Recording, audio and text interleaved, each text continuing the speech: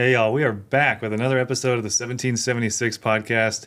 We've been on a bit of a hiatus the last few weeks, but back with another episode and have the next few scheduled, so it should be a good few weeks for podcast. But on this episode, we have on Jayce Parkey, who's just a really interesting guy from Austin who I've known for years through Instagram for landscape photography. And then all of a sudden, I saw he was a guide in Africa, a safari guide, and so we had to have him on and did not expect to go as long as we did, and we went over 2 hours. It was just really a fascinating conversation. He's a really interesting guy, and it was just a really fun conversation. He's full of some really great stories, from peyote experiences that he's had to all sorts of stories from his time in Africa, and he'll be going back here pretty soon. So I hope you all enjoy. And a quick shout out to our sponsor, Rambler Sparkling Water. Very thankful to have these guys on board. They've been great to us, and they're just a really wonderful company. So hope y'all enjoy.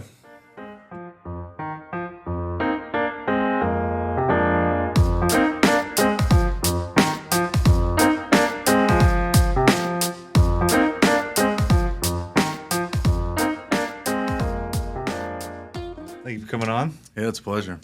So I've been familiar with you on Instagram for a while, and Instagram hasn't been feeding me your stuff in a while, and I'm bad about checking.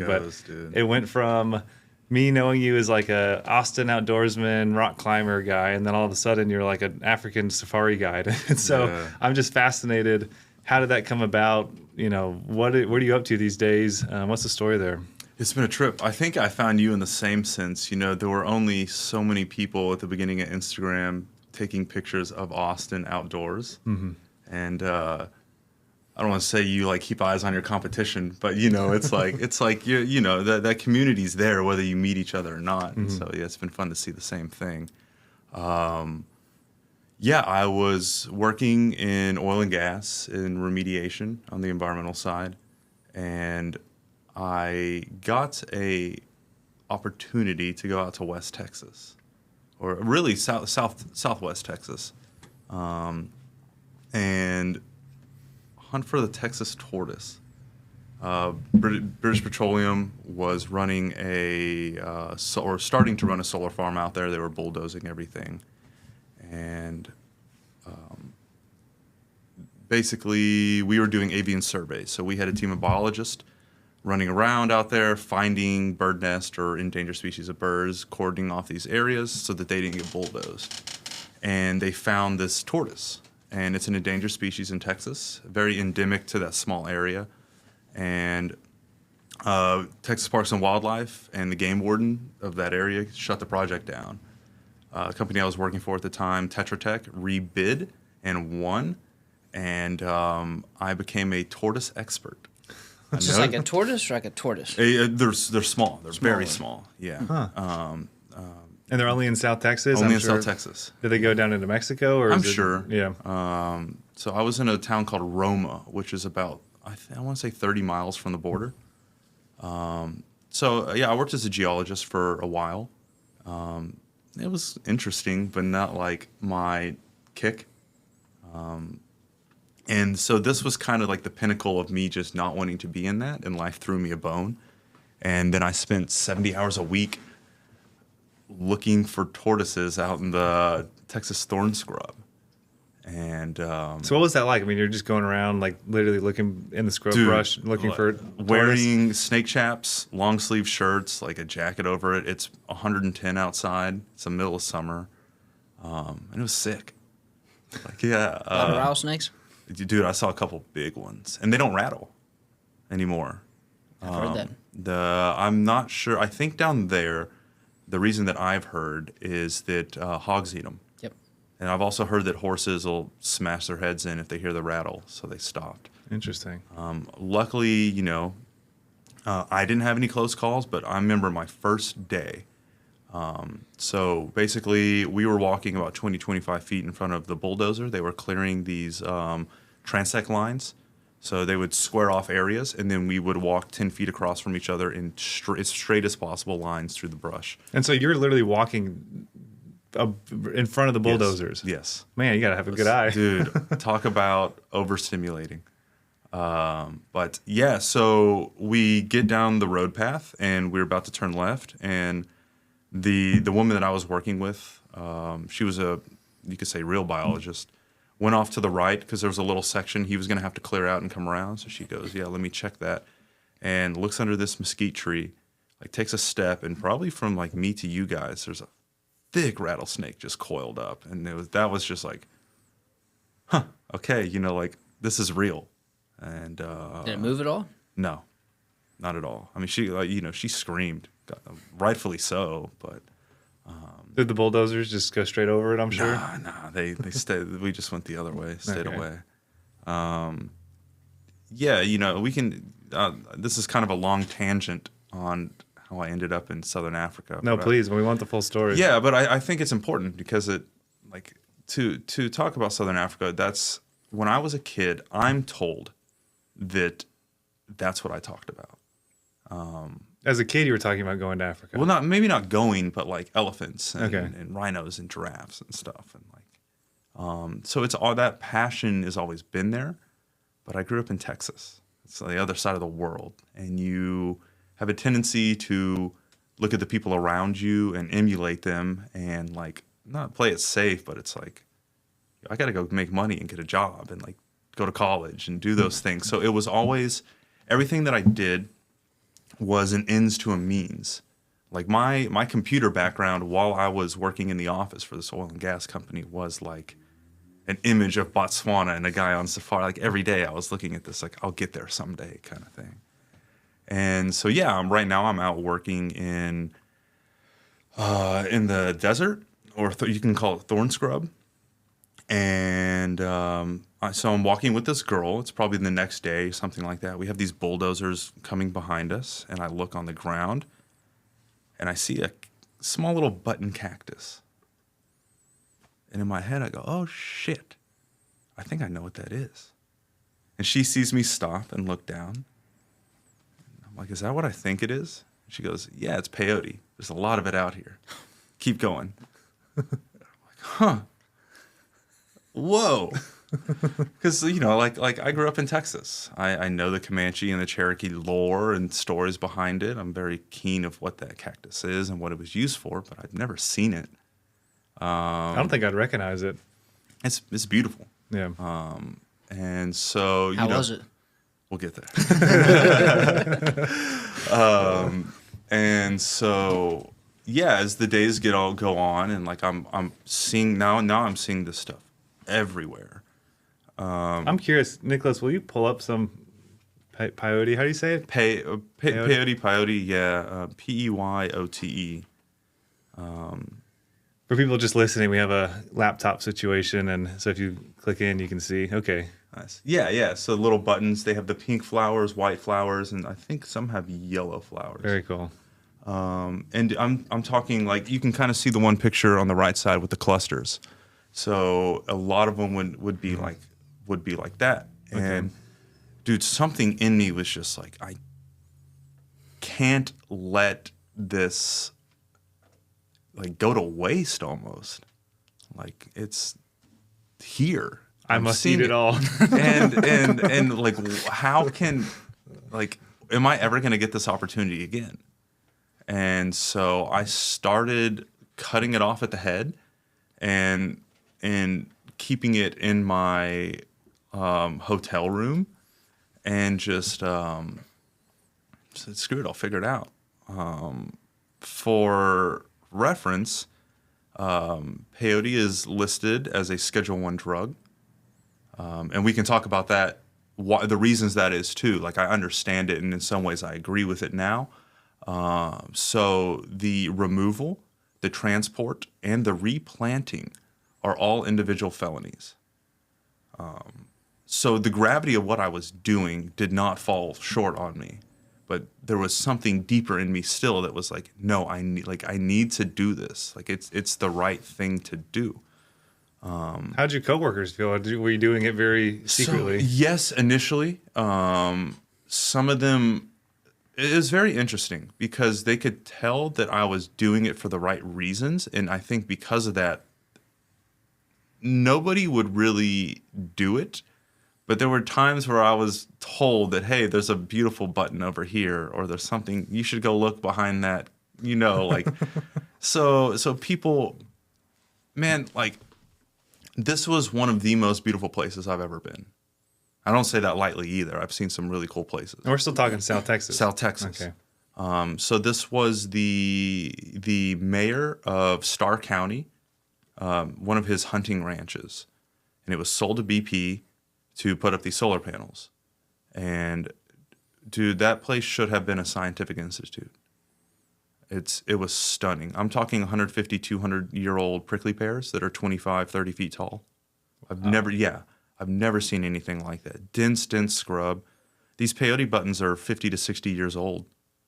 And those cactuses are 200. Well, they were just bulldozing those cactus and everything? Everything. Like line after line after line. So it was this thing where, you have a team of 5 or 6 biologists, and we're going through this place, and we're like, no one else has ever been back here before.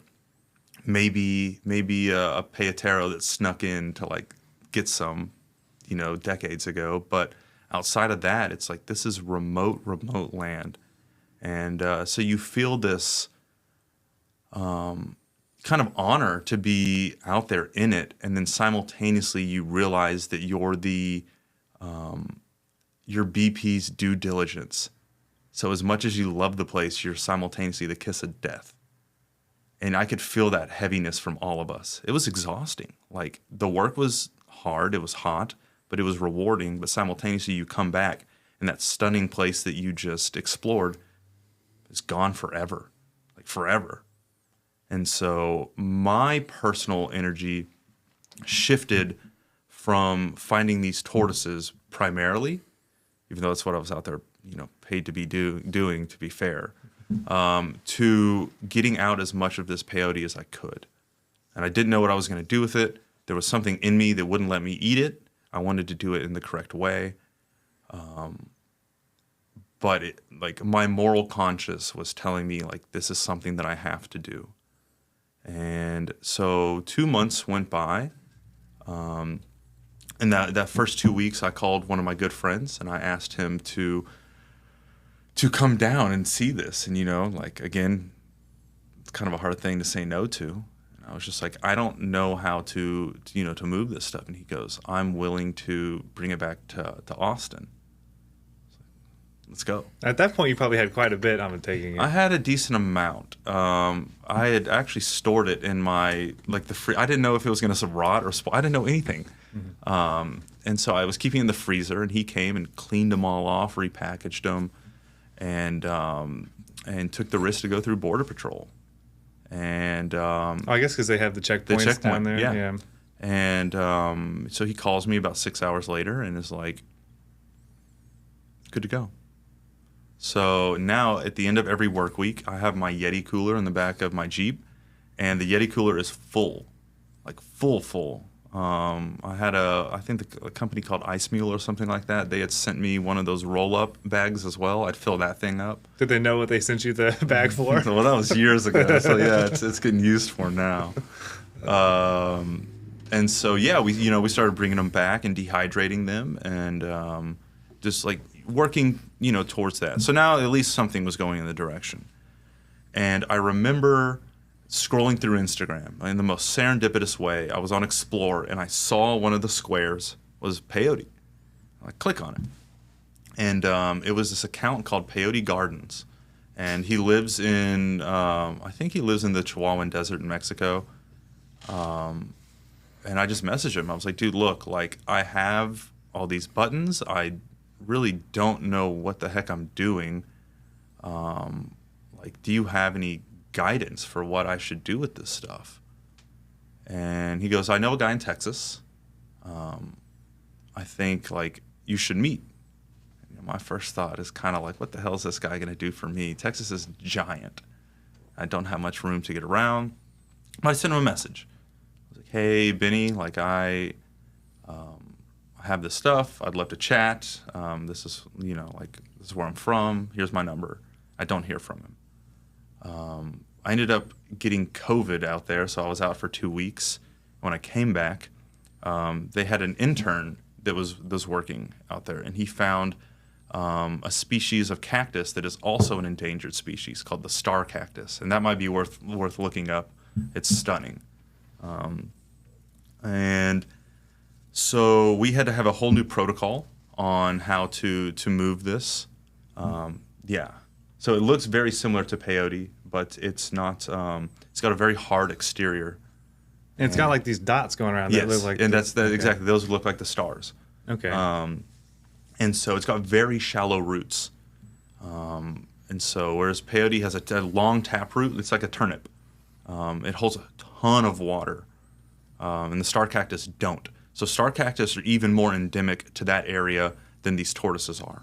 There's very, very small amounts of them left. So I started researching this stuff, and I very quickly realized that like the crew of people that I was with were highly unqualified to, and we all knew it too. Like we were talking amongst ourselves, we're highly unqualified, but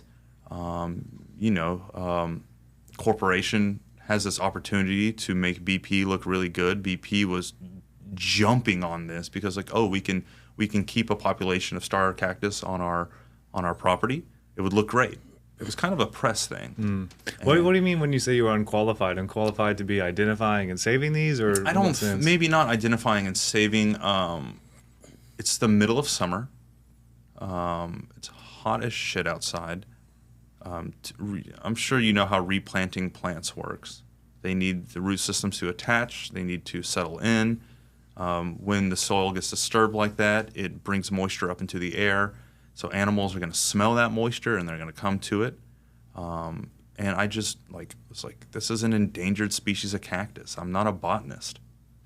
We didn't hire on consulting botanist or anything like that. Were they wanting you, BP, to replant these, like take them out of an area that's going to be bulldozed and then put them in a different area that's safe on the property? Bingo. Okay, and that's the area that you guys as a team felt like you were somewhat unqualified to be replanting all of these delicate cactus. Yeah, but we didn't really have a choice. Okay. Higher ups were like, you're doing this.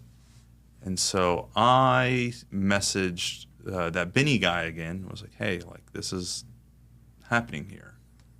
And he bit on that fast. He was like, oh, cool, good to know, like where are you? And I was like, well, I'm working on a ranch outside of Roma. And he goes, oh, are you working on XYZ ranch? I'm like, what the hell? Yeah, how do you know that? And he goes, cool, I live 10 minutes from there. Come by my place. And so that weekend or that Friday night, instead of going back to Austin immediately, I went to his place. And he's a 5th generation peyotero. I can't, for the life of me right now, remember what tribe Benny belongs to. What is a peyotero? Well, he might not be a peyotero. So peyotero specifically are the transporters of the let's say medicine for the culture to the shamans, or basically the middle moving man. So the Native American church has different positions, kind of. So only very specific people can do very specific things, and then they're kind of nixed from doing other things, and that's the way they keep it, distributed, not too much power in one person. And with peyote, it's kind of specific. So basically his family for 5 generations went on to different ranches in the area, in Starr County and the surrounding counties, took the medicine from people who weren't going to use it or weren't stewarding their land well, and put it on his. Dude has thousands of buttons on his property, and doesn't let people take them. They don't use them for ceremony. He collects seeds, doesn't really give the seeds away. So he kind of has this vault on his property, and he brings me out there, and I see this, and kind of a serendipitous way, this Peyote Gardens guy happened to be out there, and there was another guy out there called Joey Santor. Might be a good guy to have on here, honestly. He's a cool dude. Yeah. He has an Instagram page called Crime Pays But Botany Doesn't, and he is a professional botanist. And so Joey and I start talking about the project and stuff like that, and I actually give Joey my manager's name, my department head's name. I was like, I really think that you should talk to him about this, because I don't feel qualified to I don't know what we're doing. I want to make sure we do these well. And I kind of got my ass chewed out for that. By your manager? Yeah. And at that point, I was kind of like, well, fuck this. Like, it's very clear to me that we're here for money. It's very clear to me that they don't really care. They're just trying to appease BP. And, like, I'm busting my ass out here. The people around me are busting their ass out here. And I want to do this job well. And I want to, like, it's not fun to come back the next day and see that star cactus shriveled up and orange. Like, I went and dug it out, and then I dug a hole, and I put it in the ground in 100+ heat. Like, I want to see this thing make it. And it wasn't the case. Our success rate was maybe like 25-30%. And, you know, everyone's just kind of feeling morally defeated. I've not like given up on the tortoises, but, dude, they were hard to find. How many did you end up finding? I found 4 or 5 during my 3.5 months out there. What was the name of those again? Texas tortoise. Will you Google those again? I want to see what they look like. They're cute. Such a simple name, too. Just Texas tortoise. Do they burrow underground? They do. Okay. Mostly under prickly pears that have fallen. If it's crazy. If you look at the shell structure, and you look at a dead, like fallen over prickly pear that's withering, dude, they blend in like crazy. So we'd have to get real low to the ground, look underneath. Like, there was a girl on the team. Her name was Meredith. She was like 5'3", 5'4", just crushed it. Found so many. Meanwhile, I'm like, you know, like crawling army style on the ground because I can't see anything. But yeah, so now I've switched from taking these buttons at the head. Joey and Benny, kind of when I said I was doing that, they're just like, well, congrats, dude, you're just part of the problem. I was like, oh, well, yeah, I guess, you know. And it's like, stop taking them like that, pull the root out, bring them to us. And so that's what started happening. And to go back to the time that I'm at Benny's now with these 2 guys, and we're deliberating and we're talking about how we can, you know, do something about these. Like, it was obvious that the star cactus thing was a problem. Like, they made me aware of how rare those cacti are, and you know, all sorts of schemes were hatched that I'll just say I wasn't fully comfortable participating in, given my like position in work. But Benny offered me to come back on Saturday, the next day, and do a sweat. And what is a sweat? So a sweat is where basically they make the peyote into a tea. I'm not sure if it's boiled or exactly how it works, but so it's water mixed peyote juice, and you're in a burlap tarp, kind of like a geodesic dome, a small one, and then inside there's a pit dug out in the middle, and on the outside, hours before the sweat, a big fire is made around 28 rocks, roughly about yay big. Is there some symbolism why 28? Yes, and it's off the top of my head again. It's been a hot minute, and I can't think of it. But I know the rocks were carried in 7 at a time, so you did 4 sessions, and so you'd crawl in, and I think the term is omateo. Again, I'm out of it. I can't think of what it means, but it's like to all my relatives, or it's a way to praise things. And in their eyes, you're entering the womb. You're going into sweat. You're coming out covered in the sweat and stuff like that. So it's like kind of like an idea is a rebirth, like a cleansing and a rebirth, to say it uneloquently. And you come in, you touch your head to the ground, and you crawl around to the other side. Everybody comes in, and then you could say like the steward of the fire brings in rocks and deer antlers, and to the shaman. Shaman picks them up, puts it in. Someone else sprinkles cedar as a way of cleansing the rock. A little bit of smoke comes out, so now you have this kind of haze inside here. So is there an active fire going? Outside. Outside, okay. Outside. In the pit, they're putting these hot rocks. So that's what's heating the actual Exactly. space that you're in. Okay. And then after 7 rocks are in and they've all been blessed by the cedar, you close the tarp. So now you're in pitch black, kind kind of like a statement or blessing is said, and then someone picks up the drum and stick, the hand drum and stick. And as somebody is pouring water onto these hot rocks, making the steam, someone else is drumming and singing. And this goes on for quite a few minutes, and then the tarp is opened. There's a kind of like, a discussion about something, like what you're praying for in here. Because the idea is to suffer for something or someone else. Like you're in here praying for your family, or you're praying for rain, or you're praying for Texas. You could pray for it doesn't matter. But the idea is to be outside of yourself. Like give your sweat and pain for something. That is the prayer. And so as in between each one, this peyote tea is being passed around per person. And 7 more rocks are brought in, and the process repeats. And 7 more rocks are brought in, the process repeats. The last 7 rocks are brought in. This took almost 3.5 hours. How hot is it in there? It is hot, dude. Oh, like I went from sitting up and thinking I'm strong to the 3rd round literally being collapsed on the ground, just like, I'm going to get through this. Yeah, do you have water in there? I mean, It's the peyote. So the only thing you have to drink is exactly, peyote. Yes. How long does it take to kick in? So here's the thing. Like I did the whole sweat, and at the end, felt nothing. Felt like I'd been in a sauna for 3 hours. I didn't sleep at all that night. I didn't sleep a bit. And 6 a.m. comes around, and like I'm still up. It's like, well, shit. At this point, I might as well just go home. Like go home to Austin. And so I left like a nice note, and I left.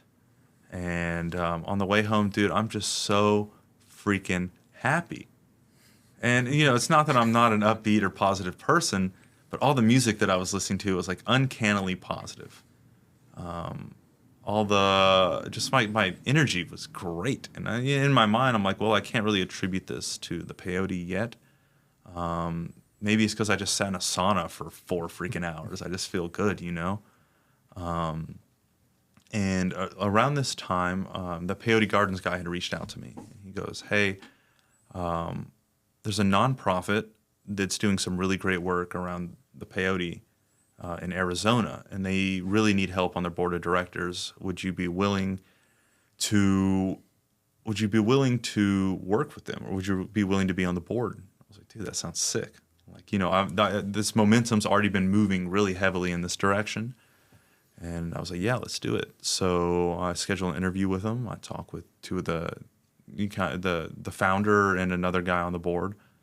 And at the end of the interview, they call me back and they're like, hey, we actually want you to be our executive director. And I said, you know what? Let's just keep saying yes and see what happens. So I put my 2 weeks in with Tetra Tech, and so now like my countdown's coming. I have 2 more weeks to collect this peyote, and then I'm done on the project. And what was the nonprofit called? They're called Sacred, okay. SACRD. And so yeah, I'm like segueing out of working in the field, getting ready to start like learning more about this and the legislature around peyote, like how to interact with different tribes, what their beliefs are about arrests surrounding the medicine, how they feel about, frankly, a white dude running a company about peyote. There's a lot of dynamics that were very interesting. But for now, I'm still focused on this. And one of the guys that I sat in sweat with reaches out to me. He goes, hey, this Friday, we're doing an all-night teepee. Would you be interested in that? I was like, dude, absolutely. Like, let's go for it. And so I work my week through, and I'm headed back to Austin, and I get a text message saying, hey, I'm sorry, it's at capacity. Like, I can't get you in. I remember just being livid.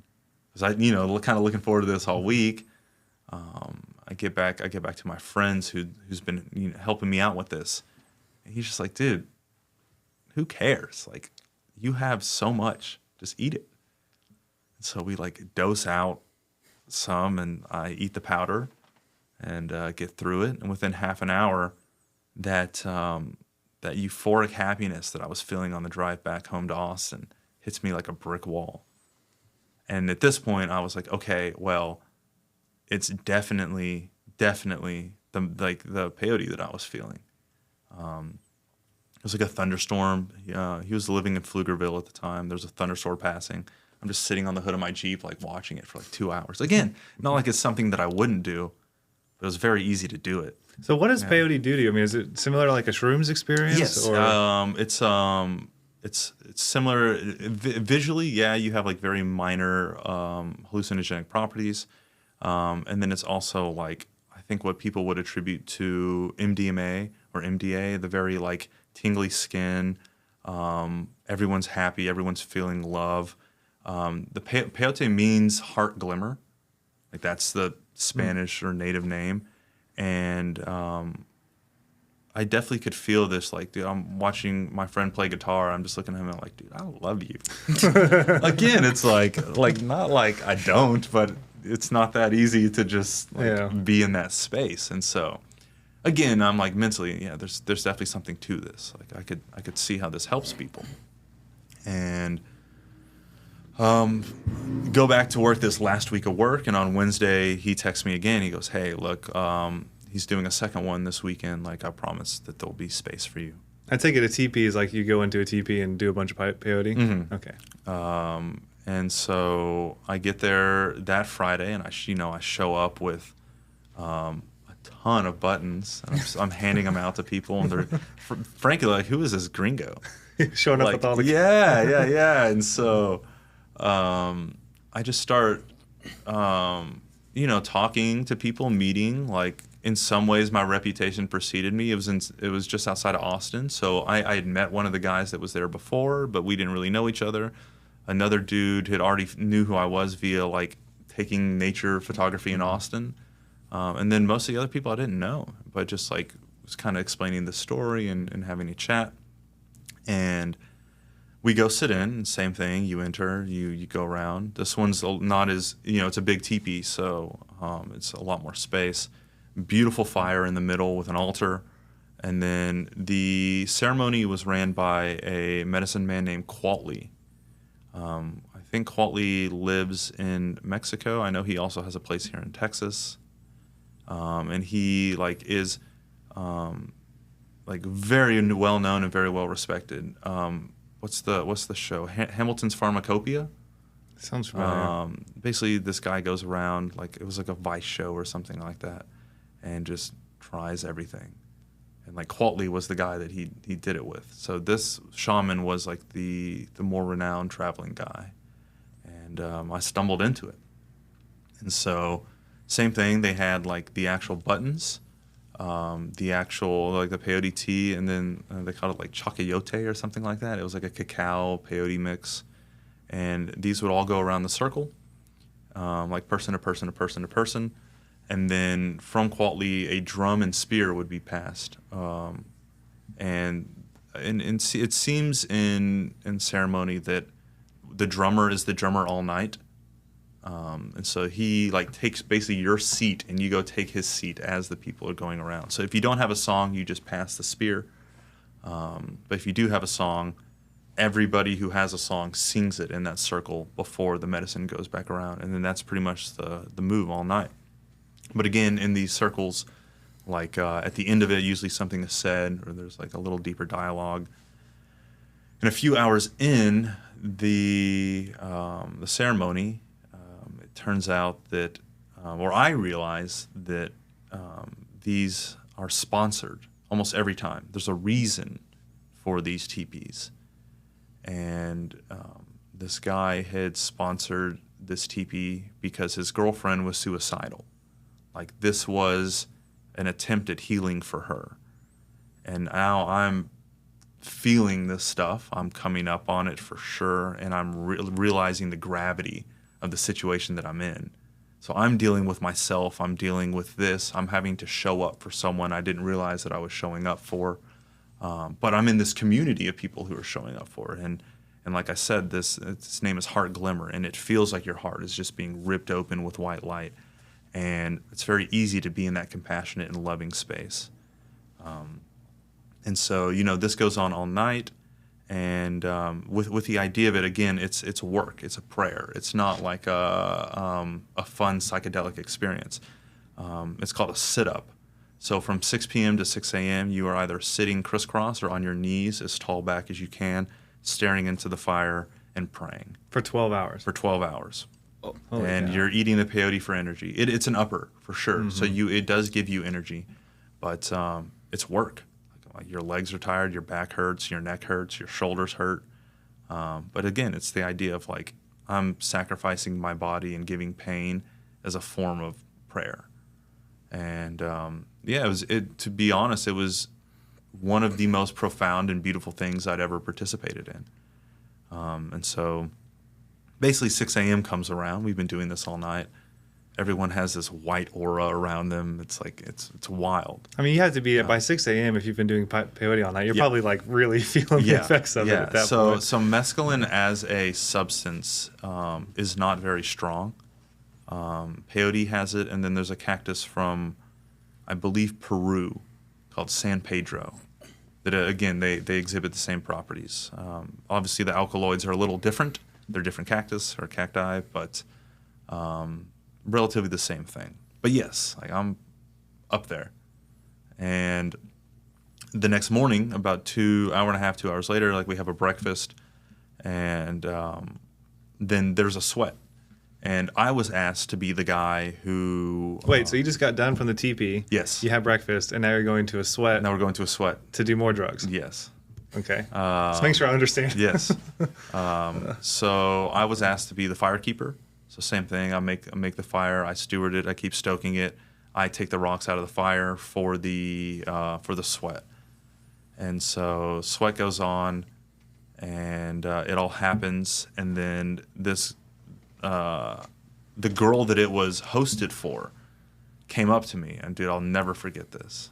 She told me, "I know you don't know why you were here, or you didn't realize like what was going on while you were here, but I'm so grateful you were here. Like your presence means a lot." Whew. Chills, dude. So the girl that it was for, who was suicidal, she Yes. was there for the whole thing? She was there for the whole thing. Okay. Like there was like a blessing for her and all sorts of stuff like that. Her boyfriend was there.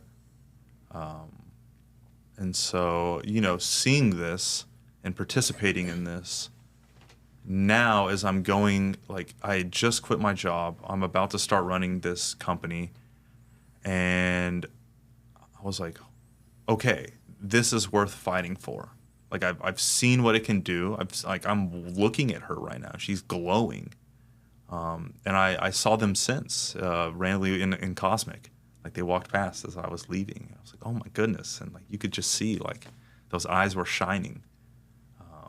And so, yeah, I just had a lot of validation inside of what this plant was. At this point, I'm like, why is this a Schedule I drug? This is not freaking heroin. Like, it's not comparable at all. And so internally, I'm having a conflict now as to why this is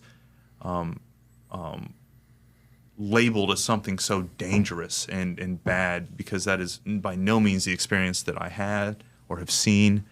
And now I'm starting to run a business around growing, I think, 6.5 million from seed over the next 5 years. Like it was a big venture. But if it's illegal to grow, how are you guys doing that as an organization? So Same way weed's grown.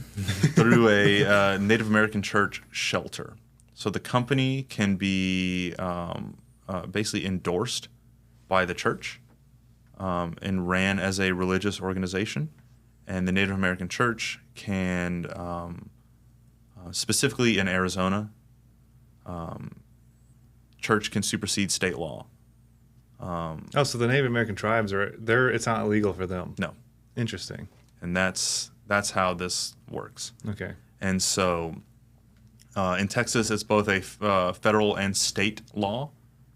And so even in Texas with Native Americans, it's weird, which is hilarious because it's endemic to Texas and the Chihuahuan Desert in Mexico. So how does it work with that ranch you were working on that had it naturally growing? Exactly, that's fine because it's there. But if you mess with it, now you've committed a crime. If you were to take it out of the ground and move it 1 foot to the right, you've committed a felony. That's legit insane. Mm-hmm. And so I'm gonna blow my nose. You guys, No, you're good. Yeah, keep going. Keep going. And so now I'm trying to figure out how to acquire property, how to build this business out. I come in and to be fair to say, I didn't really do my due diligence. Very minimal funding in the company. Very, very much still a startup style. There are a lot of volunteers. I mean, it was a good amount of people, and everybody was right on for. They were eager to help out, but I am now building out like the business plan. I'm building out employee contracts. I'm like stuff that probably should have already been done by the people who were running before me, just was neglected. And I'm trying to figure out how to do all this. I'm trying to figure out how to get funding. I mean, I live here in Austin, and if there's people who are going to donate money to that, they're here. And so we're figuring all this out. We're doing stuff, and I run this for 6 months. Try and get some help. And I'm kind of learning in this time that no one seems to really want the help. Like there's a community of younger natives in a lot of different tribes that are eager, that want to learn how to grow. Because the whole premise was that we grow from seed, we donate a significant portion to various tribes per year, under the clause that they take a course from us on how to grow from seed so that they can steward and grow their own medicine. And once we hand it off, it's theirs. It's not ours to say what they do, but we hand it off in good faith that they will be good stewards. Obviously, we had to do it in Arizona because Arizona has a religious freedom clause that the Texas does not. So is this organization that you were the ED of now based in Arizona? Yes. So did you move to Arizona? No, Okay. I could do everything remote. Okay. And so, after 6 months, I personally could not turn the company profitable. I was working pro bono just because I believed in this and I wanted to get it off the ground. My funds were dwindling. It's not cheap to live here, and I decided to step down.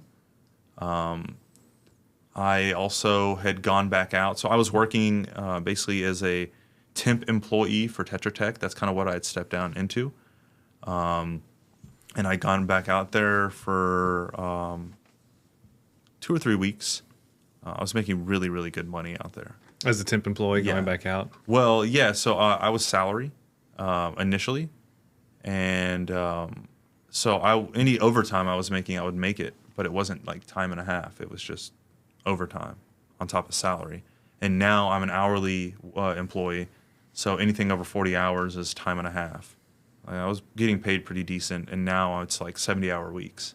So Is that 2.5 paychecks per week or per 2 weeks kind of thing. And so, again, I'm pulling the medicine out, trying to get to Benny. And one of the PMs was out there, saw me do it. Bye. Oof. And well, man, like I'm already running this company. It was just time to go back out and do the thing. Not fun to get fired, but at the same time, like I very much morally believed in what I was doing. The stuff was getting ruined. I was putting it back in the ground somewhere. And most of the people that were out there already knew, were cool with it in the sense of like, they could see that I wasn't just like peddling drugs. And so, now my full attention's on Sacred. And like I said, I do that for 6 months, step down because I get to a point where I'm like, my funds are running out. I need to find a way to get a job. And for the next 4 months, I applied to almost every environmental job in the U.S. and no one takes me on. And that's probably why. And fair play. Because of your history? I would imagine. And so technically, I was fired for stealing. It's not customers, not the client property. Yeah, how funny is that? I removed the client's property from the job site. That was about to be bulldozed. Yes, yeah, that's corporate lingo for you. And so, now I have all this free time. I'm trying to figure out what to do.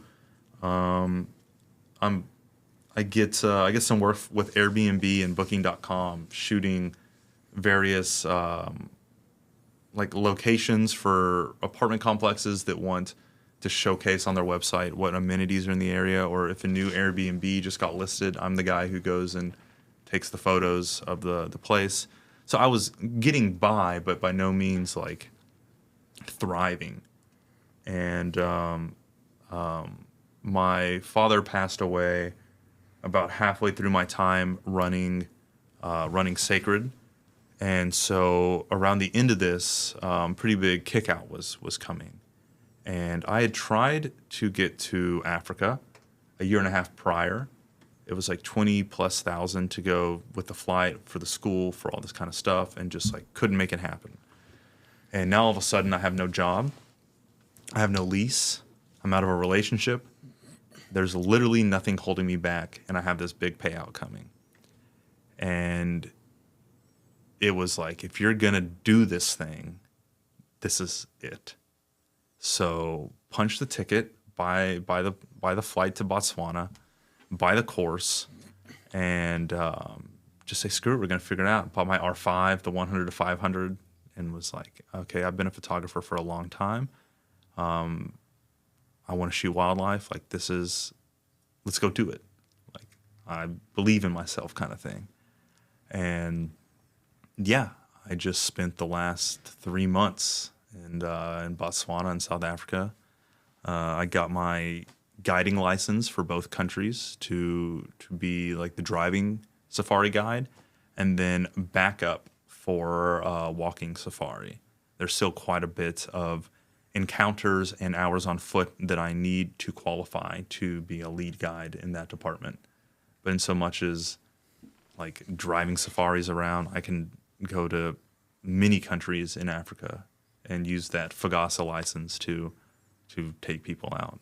So how does all that licensing work? And then, I mean, is it through government agencies? Through government So like you're a agencies, yeah. registered guide through the government that, local companies recognize and will hire you to come do guides for them? Yeah, so South Africa has a qualification agency called Castetta. And Castetta recognizes the Field Guide Association of Southern Africa as the accrediting body for safari guys. So basically, I'm in Fagasa and credited through Fagasa. Castetta looks at Fagasa and says, you're a recognizable and accredited body. So for the South African government, it's good. The Botswana government doesn't, it does recognize Fagasa, but it also has its own called the Botswana Qualification Agency, or BQA. And so they have a similar, but relative to Botswana, course qualification that you need to pass. So I took 2 exams, one for South Africa, one for Botswana, in both the driving portion and the walking portion. What are these exams? Are you like having to identify animals and like local history, or? Yeah, exactly. So obviously, it's not just like what animal is this, write it down. It's like, what is the gestation period of this specific endemic species? What is the primary diet of like a hippo? Where does a mongoose fall into the food chain? Like what plants are medicinal? Oh wow. Where are three of the main tourist places or like ecotourism places in Botswana, and everything in the middle. And then it got to the point with the written exam written Fagasa exam was crazy for trails. One of the questions was like, you're coming up on a ditch. There's a breeding herd of elephant on the other side, and you see a mud wallow past the ditch. You want to take your guest this way. The wind's blowing this way. What's the safe action? So it's like, so now I need to predict, can they smell me? Is it safe to go in that drainage ditch? Where do I think the elephants are going to go? What direction are they coming from? What direction am I going in? And then I had to write out what I would do. Wow. And a lot of it's like very like thoughtful. Like, how do you approach? Is it safe to approach? What are the warning signs of these different animals? And things like that. So Do you carry a rifle when you're doing that? yeah. So I did my testing qualifications with a 375. Typical guides will carry a 458. Win mag or lot? Win mag.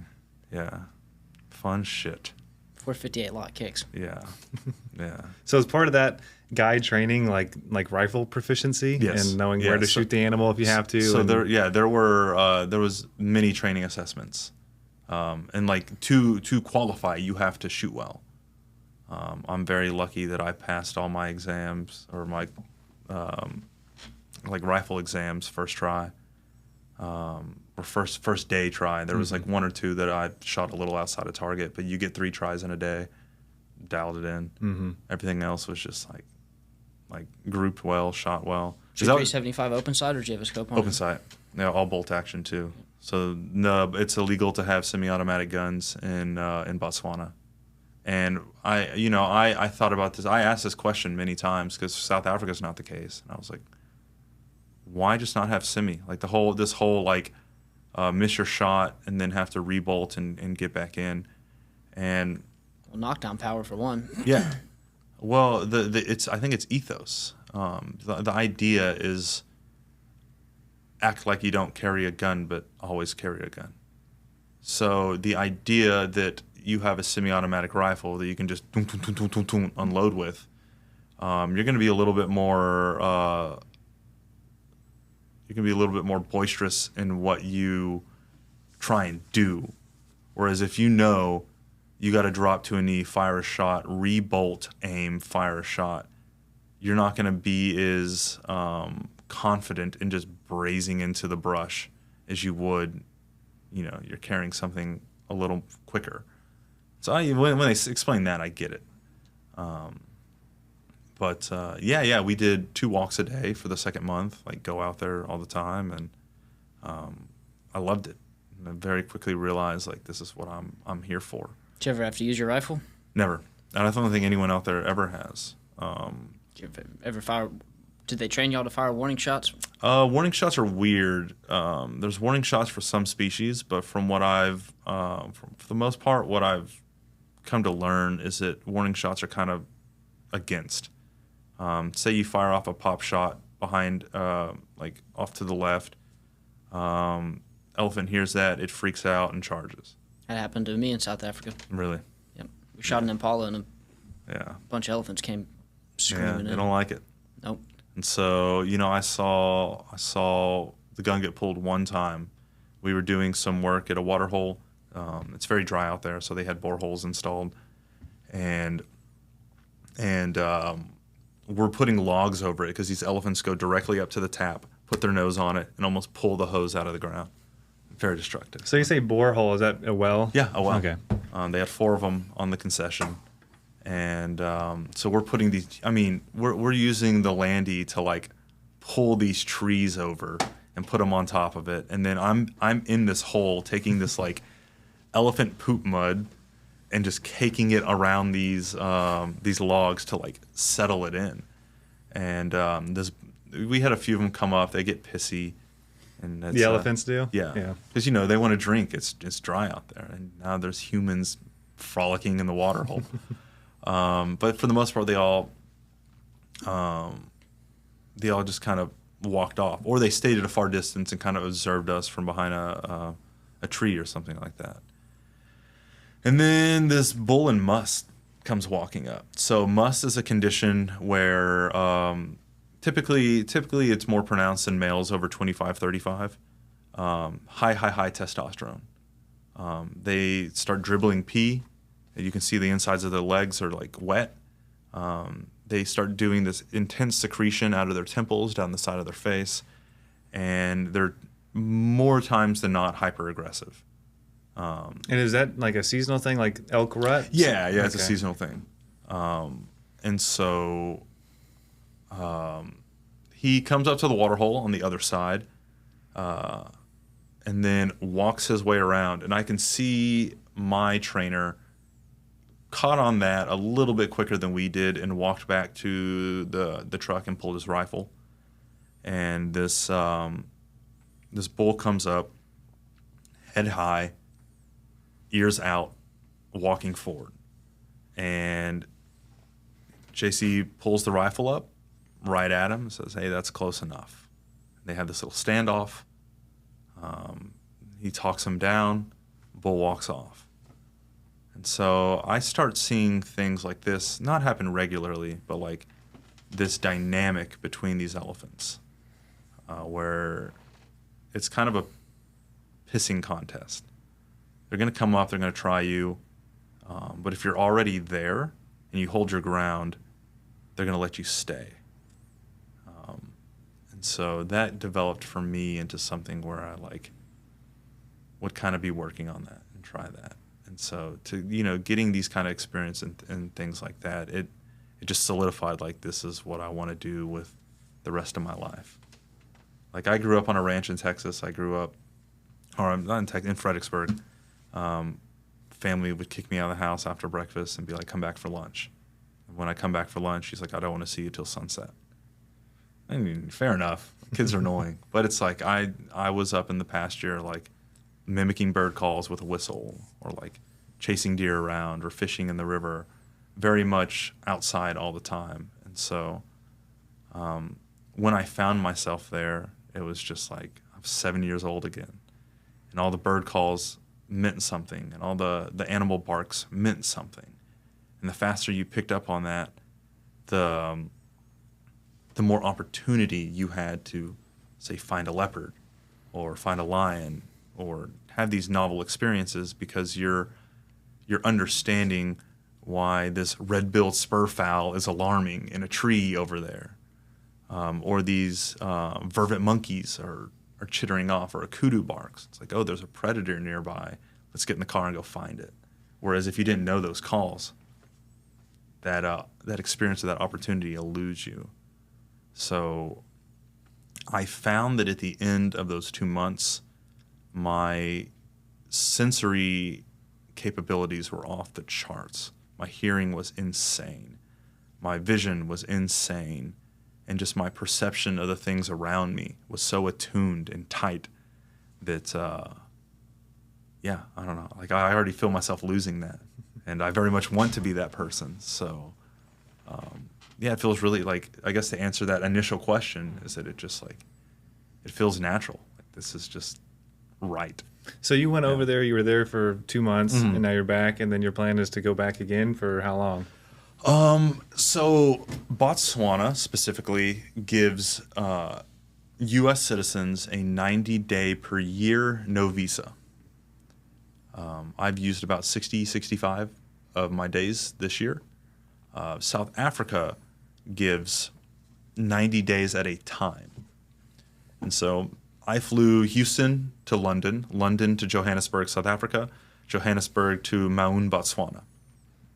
And when I flew back from Maun to Cape Town, and I came through immigration, she was like, how long do you want to stay here? I was like, 2 months.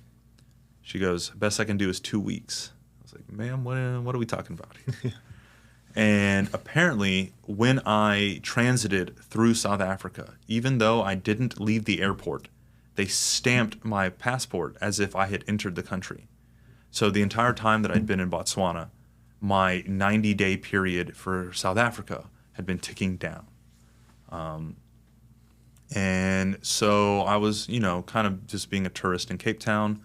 I'd say one of my mentors, Mossy, the guy who had gotten me to AGA, lived just north of Cape Town. So I went and stayed with him for a while just as a means of like talking this out. Now I have my license. What do you think the best move is for me business-wise? And now I'm finding that I only have a few weeks left. It doesn't make sense for me to stay in the country. Like I was telling you before this, I've had 7 months of winter. I'm tired of 6 p.m. sunsets. I'm watching all my friends have an amazing summer. And it was just like, well, I want to go home. And I know that when I'm ready to go back, I get 3 months. So there's a small town in northeastern South Africa called Hoedspruit. From what I heard, it's kind of nothing to write home about, but it's the hub for the safari industry in South Africa. So Kruger National Park is here. You have Mala Mala Game Reserve. You have Sabi Sands not far by. So all these big name places, a lot of private game reserves. You have this national park that you can just self-drive into. So you have all these safaris congregating in this little town that can head out from there. And so I'm going to be going there for 3 months to just rub shoulders, make friends, get to learn these places, get to be intimate with the roads in the areas and stuff, so that I can come and like take.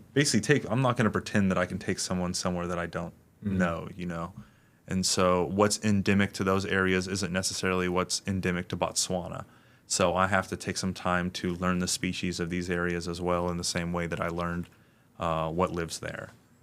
So yeah, that's the plan. Crank out the last little bit of summer and then go back and be a student again. So when you go back and you're staying there, where are you staying? I mean, how's the housing there? So that's gonna be hotel life. Okay. Luckily the U.S. dollar goes very far in rand, so it's not expensive to live by any means.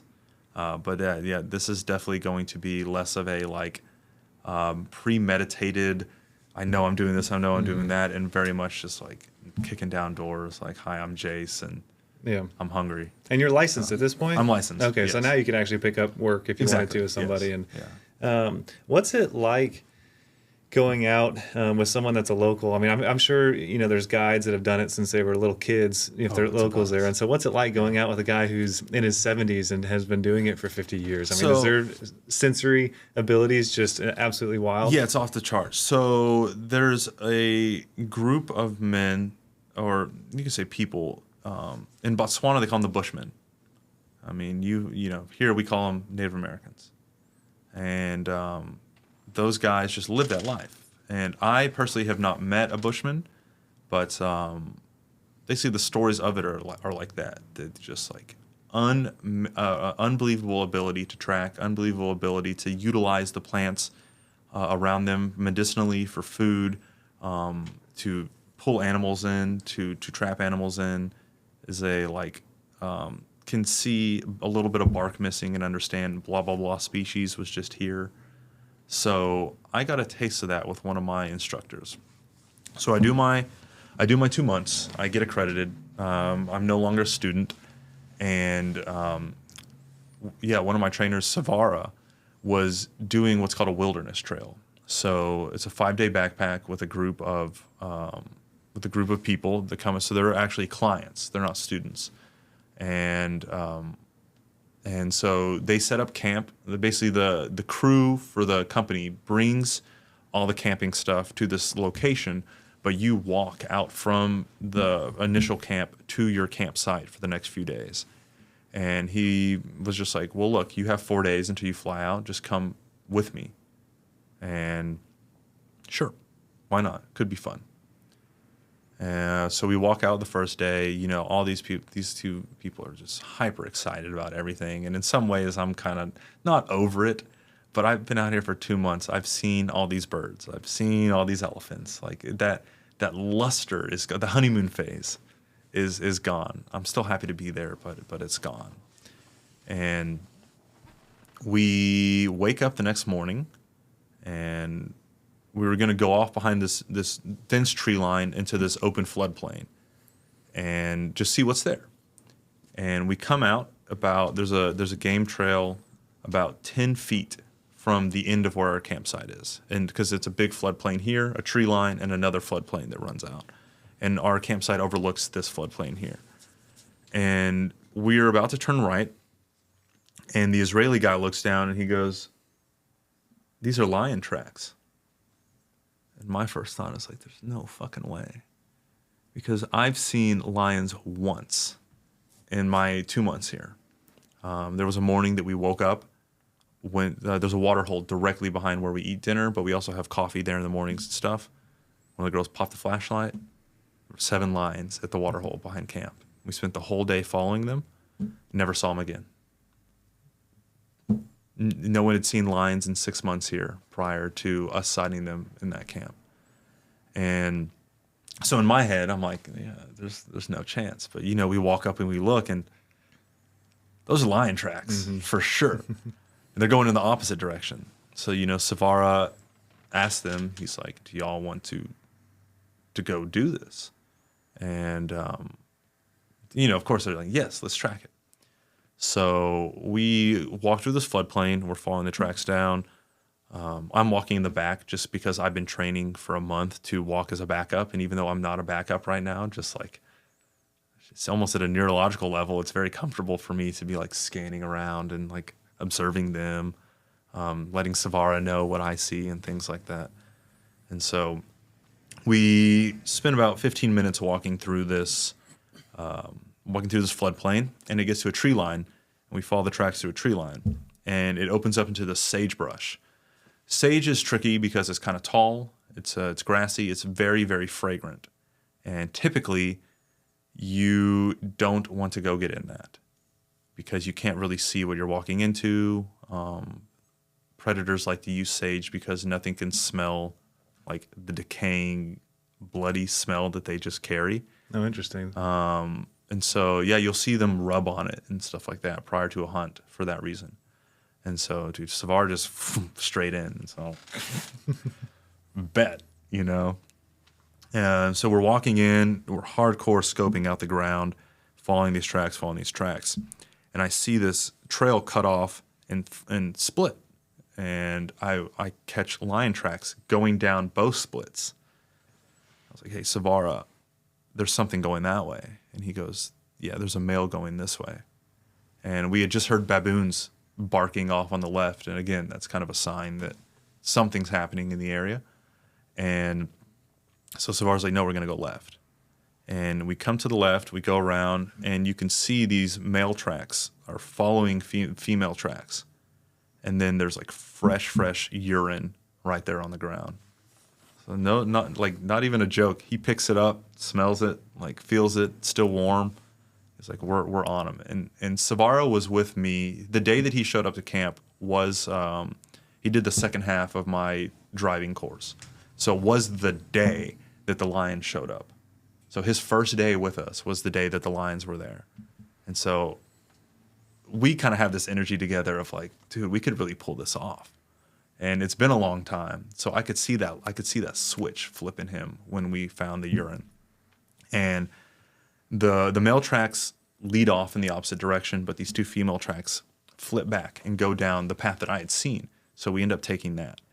And I'll never forget this. We're walking up, and I emerge off to the right. The two Israelis go off to the left, and Savara walks up to this termite mound, and he calls us back over. He goes, I want y'all to look at this. And sitting on the termite mound were two perfect paw prints facing back in the direction that we were. So this lioness had stopped, gotten up on the termite mound, and watched us do this circle. And then we saw the tracks spread. And when you see an increase in distance between footprints, it's gait or how quickly they're walking. So she saw us and not bolted, but definitely like Hightailed it out. yeah, getting out of there. And so now we're like, whew, let's go. Like that's a kick in the butt for sure. So we start following it. We get out of the sage, another 10, 15 minutes, and this kudu, bah, off on the right. So because it's you're already, your senses are already just off the charts when you're tracking a freaking lion. And now this kudu is close, and I'm like, Savara, that's not for us. He goes, I don't think so either. And so this floodplain that we were going to go walk into continued off in this area, and he's like, let's pick up our pace, let's be quiet, like stop looking around, because if we're going to catch them, it's going to be out in this floodplain. And so we pick up pace, we get around, we don't see the kudu, it had ran off, but we come out, and there's just nothing. There's nothing. But the tracks go off to this tree, follow the tree line to the left. The Israeli guy's seen him, so he starts leading. Savara follows him, and I'm kind of trailing behind, just like scoping around, looking through the trees. And I see a break across the floodplain. And so you don't, like, while you're doing these kind of walks, you don't really talk much. It's a lot of kind of like natural sounds. You don't really want to use like your human voice. So I like loud slap my leg. I'm like sign languaging that way. And so they come back. We walk across this big, like probably 200, 300 yard riverbed. And we get to this gnarly tree section. Like I'd have lost the tracks 100%. And Savara goes down to the ground and like where one of the tracks are, and he picks up the track, and he goes, part of our local like muti or like black magic is that if you take the track and put it in your pocket, it slows down the animal. And he takes the sand and he puts it in his pocket. And we spent another probably 10-ish minutes inside this tree line, slowly making our way through as he's finding the tracks or seeing like limbs that had been pushed off to the side and stuff like that. And we come out again to another clearing, and this warthog blows past us, probably 40-ish yards away.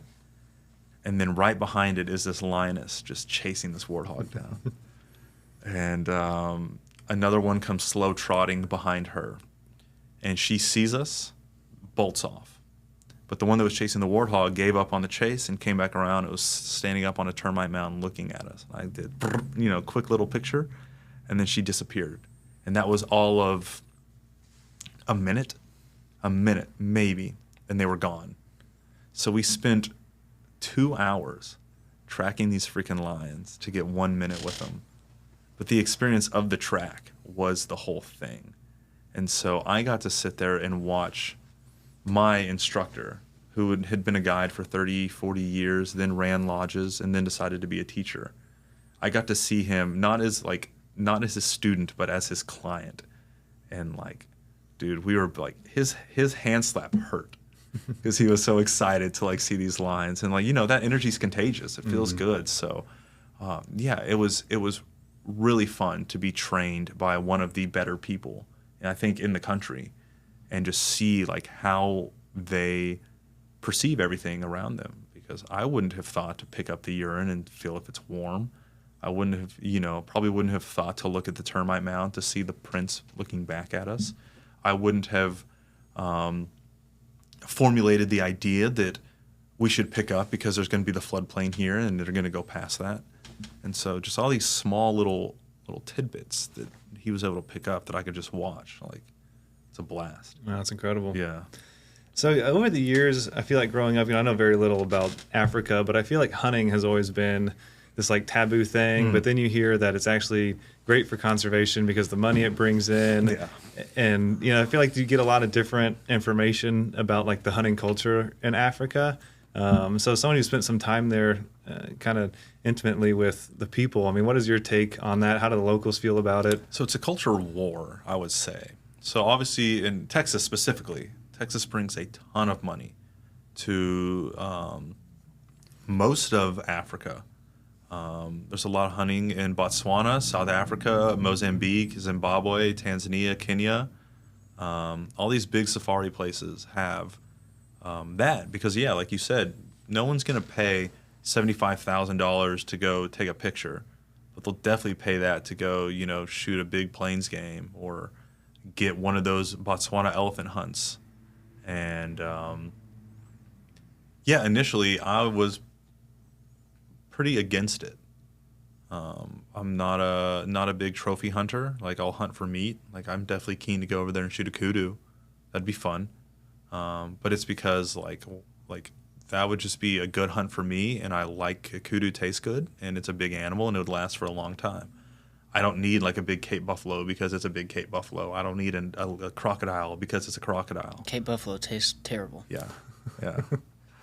And so, I know a lot of people that do hunt like that. But then also there is that conservation aspect of like, well, okay, they go get the hunt, but then all the meat goes to the community. And that Botswana runs that. So Botswana has these concessions. I can't think of the acronym, but it's community-based like resource management.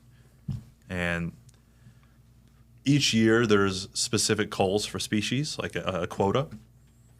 And it's a raffle. So you raffle, and if you win, you pay X amount of money for the hunt.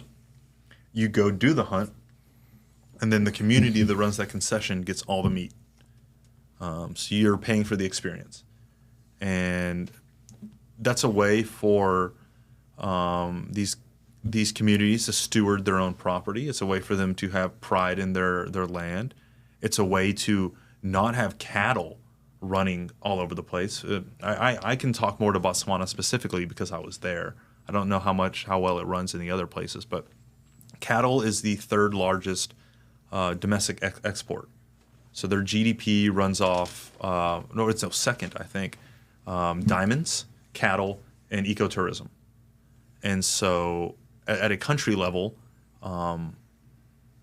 to have cattle is a sense of wealth and pride, and it's very ingrained in. But, you have a whole herd of cattle in a place, and it's frankly poorly managed. You've destroyed your environment, and now you have positions where wildlife are becoming endangered. They're dying off. There's poaching. Big money's coming into hunt. Like, how do you manage these conflicts things? And so, what I find for it is that it's necessary, but there's a lot of loopholes around hunting. Okay. So there's a big one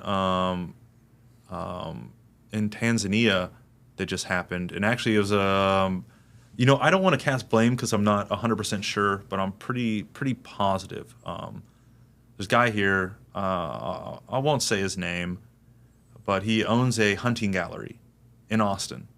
He's a big name in the Texas hunting scene. He had a client in Tanzania around a time that 2 tuskers were shot. What's a tusker? So a tusker is an elephant whose tusk touched the ground. Oh, wow. There's very few of them left. There used to be a lot. Obviously, those genes need to be passed on. These were bull elephants in their prime, and now they're dead. They're gone. There's no replicating that DNA. And I think 5 have been shot in the past 2 years, and 2 of these elephants were shot during the time period that this man had taken his client to Tanzania. Like the time frame, people did their due diligence. It's a little fishy. Yes. And so the kicker is that those elephants were legally shot. Botswana and Tanzania and all these other places have elephant cull quotas as well. But it doesn't apply specifically to, you said tusker? Is that the... Yeah, because and it's a loophole, I think. I'm not entirely sure how that fits in, but it's like it was cull a bull elephant, an older bull elephant. They culled an older bull elephant. And so now there's a bunch of work going on because that area is the Kenya-Tanzania border. So now you have legal jurisdiction in different sides and stuff's weird, so it's a gray area. But Botswana has, I think, 240,000 elephants. Botswana's the size of Texas. So what if Texas had 240,000 elephants running around? They're very destructive. They're very smart. They travel long distances. They drink a lot of water. But simultaneously, elephants digest 40% of the food that they eat. And they eat large quantities. And so then they poop out seeds. They poop out basically manure that repopulates and foliages an area.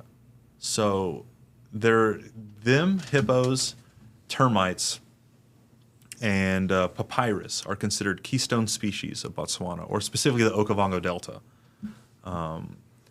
Hippos, as they swim through the mud and stuff like that, create these channels. These channels move water. Elephants obviously poop out these seeds. They break down high growth areas, so now sunlight can get into smaller plants. Termites create these islands because their mounds are so dense with that spittle, that poop spittle that they make. And papyrus is a reed plant that holds, basically creates a riparian environment. And so the Delta is this weird thing that it's a UNESCO heritage site. And basically Angola, which is a country over and up, has these high mountain ranges that get insane amount, like flooding amounts of rain every year. And this floods down through this small area and then fans out and eventually evaporates out into the Kalahari Desert, or what's called Maharikari Pans. And so you have this gigantic body of water that doesn't touch the ocean. It's called an inland delta, and so it's this dense area of life where everything else around it is pretty inhospitable. So you have a ton of wildlife, you have a ton of plains game, and the argument for Africa or Botswana specifically right now is that there's too many elephants. So what do you do? There's a lot of international pressure. German government just kind of gave them a bunch of shit. And Botswana's response was like, cool, let's send 10,000 elephants to Germany. Like, take them in Frankfurt. What are you going to do? You know? Mm-hmm. It's like very easy from the outside to say, like, no, don't save them, or save them. They're elephants. They're intelligent. They're smart. They're beautiful. They're kind of the, outside of maybe lions, like the species of Africa when you think of it. And so, yeah, it's easy as a external, compassionate ecologist to be like, no, don't kill them. But when you're a poor farmer and your entire crop for the year was just destroyed, what are you going to do? When your fence gets broken down and you build it, and your fence gets broken down again, and you rebuild it, and then your fence gets broken down again. When your outdoor toilet gets ripped up so that they can reach the water in the plumbing, what do you do? Like, so to those communities, elephants are a nuisance. They're not, it's just some thing in their backyard that's a pain in the ass. It sounds like they're pretty far away in that area from being endangered. Yeah, and so that's the argument. It's like, do we cull them here? But then part of the reason that elephants are so abundant in Botswana is that there's a war in Angola right now, and so they're staying away from that crisis. And so part of the idea is like, okay, if this war ended, would these elephants return home? You have a lot of population density coming up from South Africa. All these people, Cape Town, Johannesburg, Pretoria, like this area of available land is just getting squeezed. And so, the idea is like, cool, like kill them off. But to cull, you can't just cull one. You have to cull the whole family because they're too smart. Like, they'll mourn, they'll get depressed and stuff like that. You can't really move them anywhere else because the same thing, they're too smart.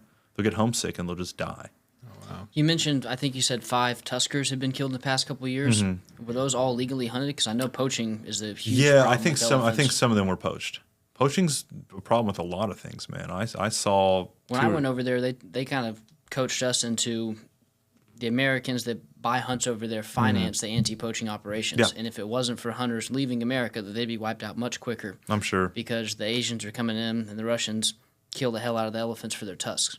That's what the South Africans Yeah, I mean, it makes told sense. Me. Yeah, ivory's still prized. I saw a lot. I saw tusks laying on the ground. You can't really do anything with them. There was an anti-poaching unit in the concession. We saw them driving around sometimes, and I wasn't on the drive, but there was one of the drives saw poachers in the concession. They shoot them? It is shoot on sight. Shooting poachers? Yeah, it's Botswana specifically is shoot on sight. So how do you know it's a poacher? I mean, is it just a dude with a rifle and you can just shoot him? What the fuck are they doing out there? Yeah, I know. I'm Exactly. what's the determining factor of like, oh, I'm about to kill this person? I In mean, the woods with a rifle? Holy cow. So this is a privately owned concession. So Botswana breaks up land almost the same that we break up counties. And some are hunting concessions, some are community-owned concessions, and some are learning concessions, which is what I was in. So AGA has a 15-year lease with the government of Botswana, and they can run student-led safaris and things like that out here. So, pretty much, if it's not anti-poaching and it's not AGA, what else is it going to be? Mm-hmm. When I was in Cape Town just a few weeks ago, one of the guys he's volunteering for AGA right now, about our age, posted that he had come across dead vultures. And so typically that's rare, especially if it's a lot of them. And it was pretty obvious that these vultures had been poisoned. And so it's like, well, how does that happen? And so he went back out there with one of the junior instructors, just the two of them, and he found a giraffe carcass. And the giraffe had been poisoned. And so vultures have a tendency to circle kills, circle prey. If you're a poacher, that kind of gives you away, you know? Like, bam, you just shot something, and now you have all these birds of prey up in the air right above it. So what they do is they kill a carcass, poison the carcass, and then, or they kill an animal, poison the carcass, and then all these vultures come eat the carcass, and they all die of poisoning. So a lot of vultures are different. There's, I think, 3 or 4 species of vultures in that area, and almost all of them are endangered for that reason. They've just been killed off. So you have this mix between people who are fighting an ethical fight for hunting and doing it the right way, and it is helping. But then simultaneously in those same places, you have people who are just coming in and committing murder. And so how do you balance that? Shoot the poachers. Yeah. How often do poachers actually get shot on sight? I mean, is that a pretty common occurrence? I would imagine. I mean, it's probably one of those things that you don't see or hear about. Like, They don't talk about it a lot. So when Yeah. I was in Zimbabwe, we had a Zimbabwe equivalent to like a Marine, and he carried an AK, and his job was to make sure that we followed the rules and shoot on sight with poachers. Yeah, I don't doubt it. I basically brought up, like, how often do you have to step up? And he basically just said, I'm low on bullets. And it was like, oh, all right. I mean, but you know, these guys are willing to risk it. So during COVID, a lot of Botswana was shut down. People couldn't work. What do you do? Do you go out into one of these concessions and shoot an impala? Like, you're poaching, but you have kids. So they're doing it for meat at that point. Yeah. I mean, and there's still some people that do, like, not all of poaching is like, I need a high prize ticket. A lot of it's bushmeat. Like, they're just people trying to feed their family. And so now where do you sit on that? You know, it's like, oh, okay, well, I can have that empathy. You're still committing a crime. Where do I weigh my human level empathy versus a crime? And like, yeah, it's just it's a very multi-level conflict thing, and it's hard because, you know, if people had more opportunity in their area, would they be poaching for ivory or rhino horns in the first place? I don't know. But when you're poor and you can sell something, obviously, you know, you're not going to make the $200,000 off of it, but you make a nice pay cut for something.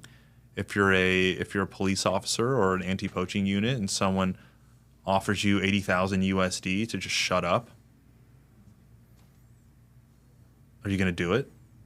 If you're a politician and someone says, like, hey, here's a bunch of kickbacks, or we're going to, you know, show off what you've done here. Shut up and let's go kill this thing. What are you going to do? So it's partially corrupt from, you know, the top down. It's partially that there's just not enough resources to properly protect these places. And I think it's just not like a lot of people that can do something about it just live on the other side of the world. Like, Europeans aren't thinking about Southern Africa. Americans aren't thinking about Southern Africa. Russians are European, but it's like that's kind of its own thing. They're not thinking about Southern Africa. Or if they do, they're coming on holiday for a couple weeks, and then maybe a 0.1% of those people are moved enough to actually want to do something. And so that's the tricky part. I've come to the conclusion that I think the hunting industry is a good thing. I don't know where I fall into it. I have no doubt that I'll be working, if not adjacent, like in tandem with it. I particularly don't want to guide hunts and stuff like that. That's just not my vibe. So the license you got over there is not a PH license? No, I am not a PH. Okay. What's PH stand for? Professional hunter. Okay. I very specifically have a guiding license. Gotcha. For safaris. And so, but I mean, I met a 19-year-old kid from Mozambique. It's a PH.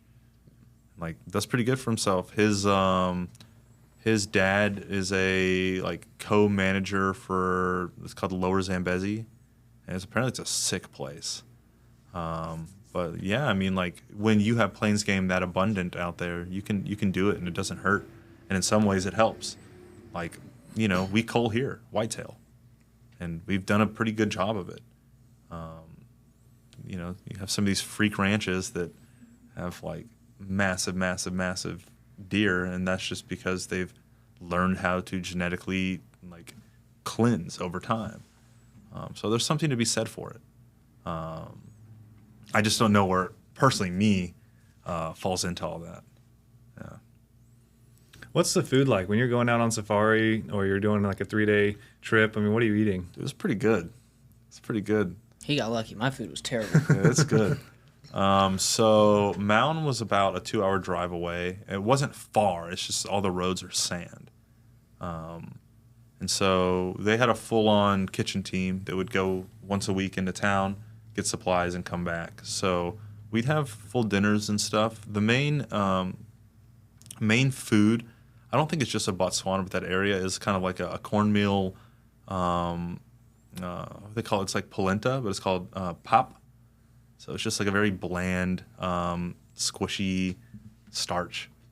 And then we'd have a lot. Obviously, Botswana has cows, so a lot of beef. I mean, when we did those backpacks out there, the staff dropped off a week's worth of food, and 2 days of those were like straight up T-bone steaks. So we'd make a fire, had like that like steel like hash grill, and then like get coals from underneath the fire, put it underneath the grill, and just throw the steaks on top and cook them that way. Sounds like you're eating pretty good. Dude, I was eating good, surprisingly good. Because it was funny on the itinerary waiver for like all the stuff with AGA, like what they said food was like meat and starch. Dude, my expectations were low. And I ate like a king over there. I did not. Yeah. What were you eating? What he's describing. Yeah. Yeah. Impala, some beef, Yeah. and a bunch of nasty shit, starch. Yeah. So it goes. Yeah, did pretty well out there for sure. I mean, Cape Town is just a city. You can get whatever you want, but yeah, it's like if you're, I'm sure with hunts it's different. It's a little more rugged because it's also just a more rugged community.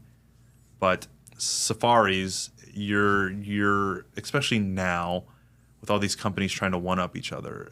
The idea is luxury this, luxury that.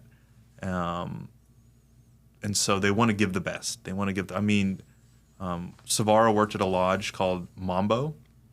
Mambo is $5,000 USD per night. Wow. Yeah, so I went to South Africa once, and that was on a private game reserve, and we stayed in a house. It had a high fence around it. Yeah. There were lions around and stuff, but it wasn't. 3 meals a day. It was much kind of what you're describing. And in Zimbabwe, it was completely different. Yeah. Right before we left, there were lion tracks in between the kitchen and where we slept. It was like, all right. Yeah. We were sleeping with the rifle every night in the cot. Oh, no doubt. Yeah. Yeah. So I was in a canvas tent for 2 months. How often do you hear about like lion attacks? I mean, my understanding is hippos are probably a lot more common for. Cape buffalo are the meanest over there. Okay, buffalo are the meanest. Crocodiles kill the most. Well, technically mosquitoes, if you want to be like anal about it. So crocodiles kill the most. Then That's just for people getting water. Exactly. Yeah. People on the water's edge or swimming or stuff like that. Boom, gone. Then it's hippos, and then I don't know if Cape buffalo kill necessarily the most, but Cape buffalo are weird because every other animal is going to give you what are called warning signs. Cape buffalo will give warning signs sometimes, but they flip a switch. It is the most literal fight or flight animal that exists. They look at you and they either go, "I'm scared," or "I'm coming." Like that's it. And so the only times on walks that I personally was like freaking out was in the vicinity of Cape buffalo. Because, you're a student. I don't want to be the first person to pop off a freaking gun, but it's like Me or you, buddy. Yeah, exactly. And so I remember one morning, I was duty guide, which means it was my day to be the mock leader. So I'm first. It's like 5:30 in the morning. I'm up. I'm walking to go do my vehicle inspection, and I was in the middle tents. So there were 10 tents. I was like 6, and there's this clearing like probably 10 feet wide, and right in front of my tent that kind of goes off to the electric fence. And I'm comfortable enough at this point that I didn't have my flashlight out. I just was like walking into the main area, and I hear a rustle in the brush in front of me. It's like, shit. So I take off my backpack. It's all loud. I put it on the ground. I open it up, like unzip it, pull my flashlight out, and I just see these two eyes staring back at me with this keratin boss right over. This is big ass bull buffalo. It's like, dude, it's too early for this. Like, come on. Did you have your rifle on you? No, Yeah. because like I've just got out of my tent. We have to get the rifles from the staff in the morning and do our inspections there and stuff like that. And so, I mean, at this point, I wasn't even trained to do the trails yet. This was still the driving portion. And so, just like slowly backed away with the flashlight in his eye and just like, please don't charge me. But yeah, man. Don't Cape Buffalo kill more hunters than any other animal? I'm sure, dude. I saw this video in South Africa. There's these two men. You can hear them screaming, and then you see this, like, they're all in their 40s, kind of heavy set, so that kind of makes it funny too. You see this guy like running out, and this buffalo comes up behind him, flips him up in the air, Yeah. and this other dude takes, like, while his friend is on its back, takes this crack shot right through the heart, kills it. But he shot at the buffalo with his friend, like, in the air on top of it. I was like, that is wild, Oh my man. God. Yeah, we heard some wild stories from the locals there. I'm sure. All sorts of stuff. I mean, they're They had menaces. Crazy scars and stories of them Yeah. almost dying. They came Family into camp member. every night. You ever deal with black mambas over there? I never saw one. I know that there were times that they came into camp. Apparently, it was like hush hush, but they killed those pretty much on site too. They'd remove them because you can't have black mambas around. Like, They kill everything. They kill the cattle. Kill. yeah, The place we were at in South Africa, one of their children had died riding a motorcycle. He was riding a motorcycle and got hit while riding, like That's 30 miles an hour. crazy. Drove the motorcycle through the front door of the hospital and died. Are you technically not supposed to kill the snakes? No, I mean this is Are they endangered or just? no, but I mean it's a concession. This is a wildlife sanctuary basically. I see, yeah. But the issue is that, like, you're running an operation where you're bringing in ignorant people and trying to make them not ignorant, And so you can't have one of the most highly venomous snakes in the world living in that camp. What They are you going to gotta do? go. Like, you relocate it and then it just comes right back? Relocated with a 12 gauge. Yeah. And so, yeah, man, it was hectic. Like, porcupines in camp, honey badgers in camp, leopards walk through almost every night. Wow. Obviously, those Cape buffalo would come in. The first day that I was there, a big bull elephant had gotten in through the gate got left open. And he walked into the electric fence enclosure. He was with us for 2 days. Oh, dude, I was like a kid in a fucking candy shop. Oh, I bet. Oh, I was about it. Just all night, you're just laying in bed and you hear trees being drug around inside and stuff. It was a blast. It's crazy how fast an elephant can take down a tree that's Oh, massive. geez, they just push it over. What do they It's do that insane. for? Get the leaves. Just push over. They'll walk up, knock yeah. over a 50-year-old tree, take 2 bites, and then go knock over the next one. It's like, you destructive bastard. Holy cow. Just Yeah, knocking but everything even over. then, so we had a lot of discussions about that. That 50-year-old tree now just died, but it's now become a home for smaller species. That's true. Now impala can reach leaves that they couldn't have reached if that elephant hadn't pushed that tree over. And so, yeah, you have this almost like yin-yang thing where they're like this highly destructive species. But simultaneously, they've created so much diversity and opportunity for other species just by being themselves. And so how do you balance that? That's part of the culling argument is like, are they actually that destructive or are they just playing their ecological role? And you have arguments on both sides.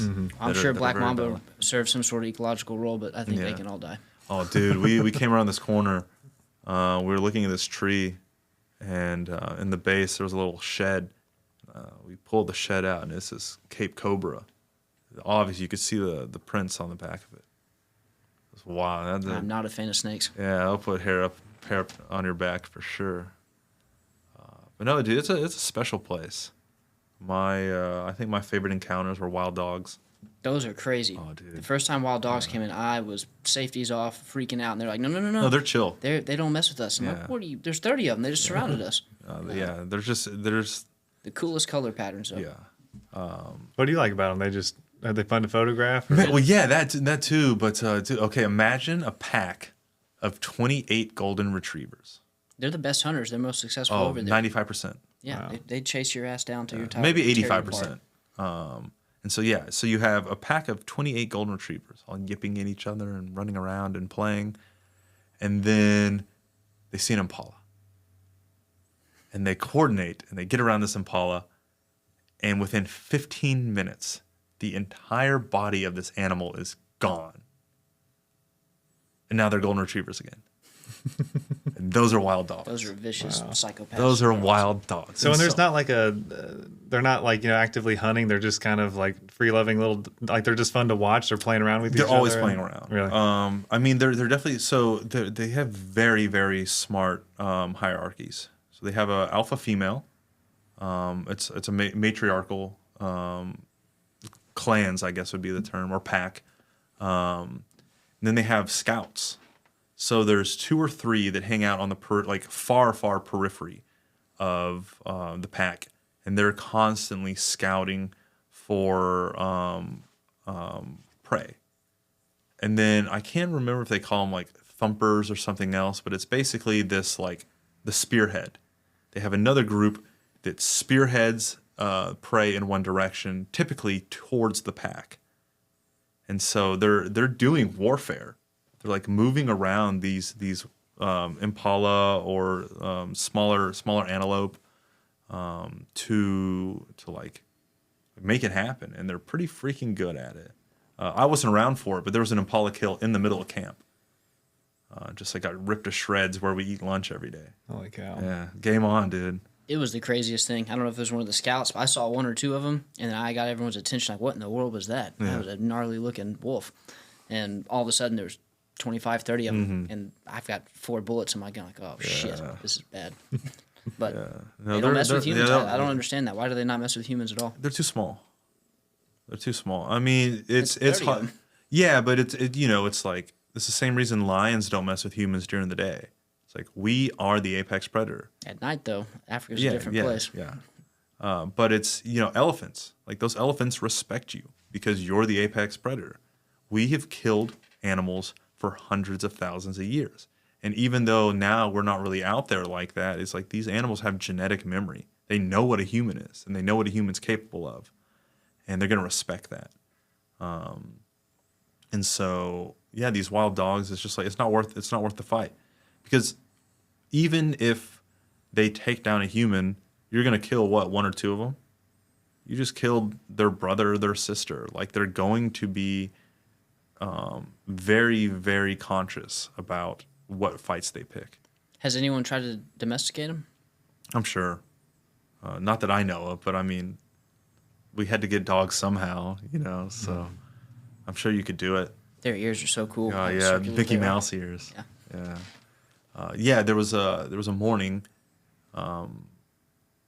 We were actually doing like tracking signs, so we were all required to go out one at a time, look at the ground, and say, "What is this?" And get it right. Mm-hmm. And we're 3 or 4 in, and this pack comes running past us in camp, and so obviously we're like, "Well, screw it, get in the cars." It's like when that happens, it's that is one thing I loved about that is like you could be doing lessons and stuff, but if something cool happened, whatever, we'll get back to this later. And so we get in the car, we follow them all morning around, and nothing much comes out. I mean, it's still cool to see them, but nothing much comes out of it. And we come around this area next to where the old anti-poaching unit camp was, and it's this huge floodplain.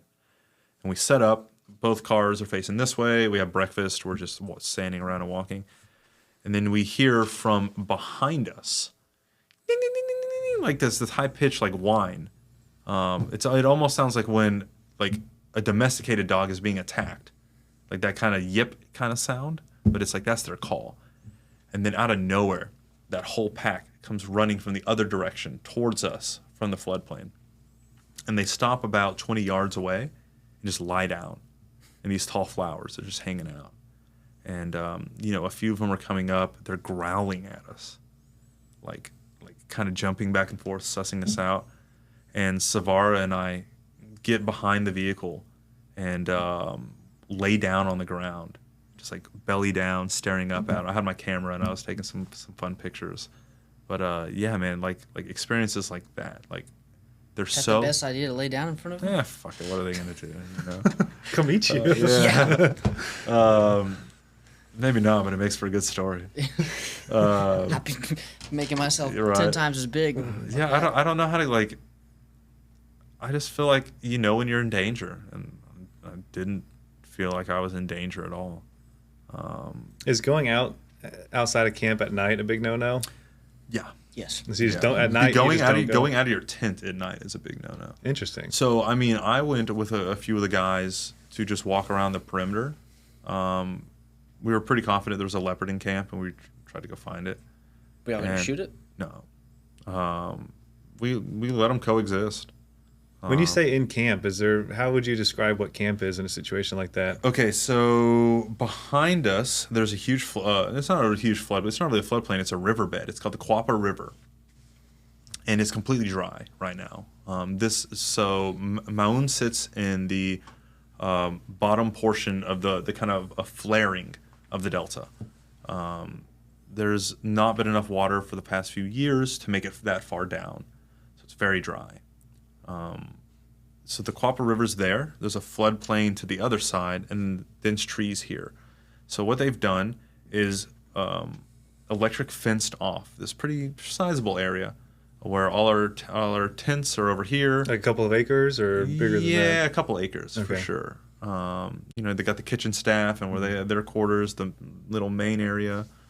So enough that you can be in there comfortably and explore around and stuff. But like, we came back to the fire, and you know, I'd been there for almost 2 months. I know the place well. I'm very comfortable with the place. I'm very attuned to what's going on around me. I just remember the instructors being like, guys, like, come on, you know, like, don't put us in that position. And that's kind of what it was. Is like, you don't know if there's a buffalo around the corner in the dark. You know, you could irritate that leopard. Hyena could be nearby.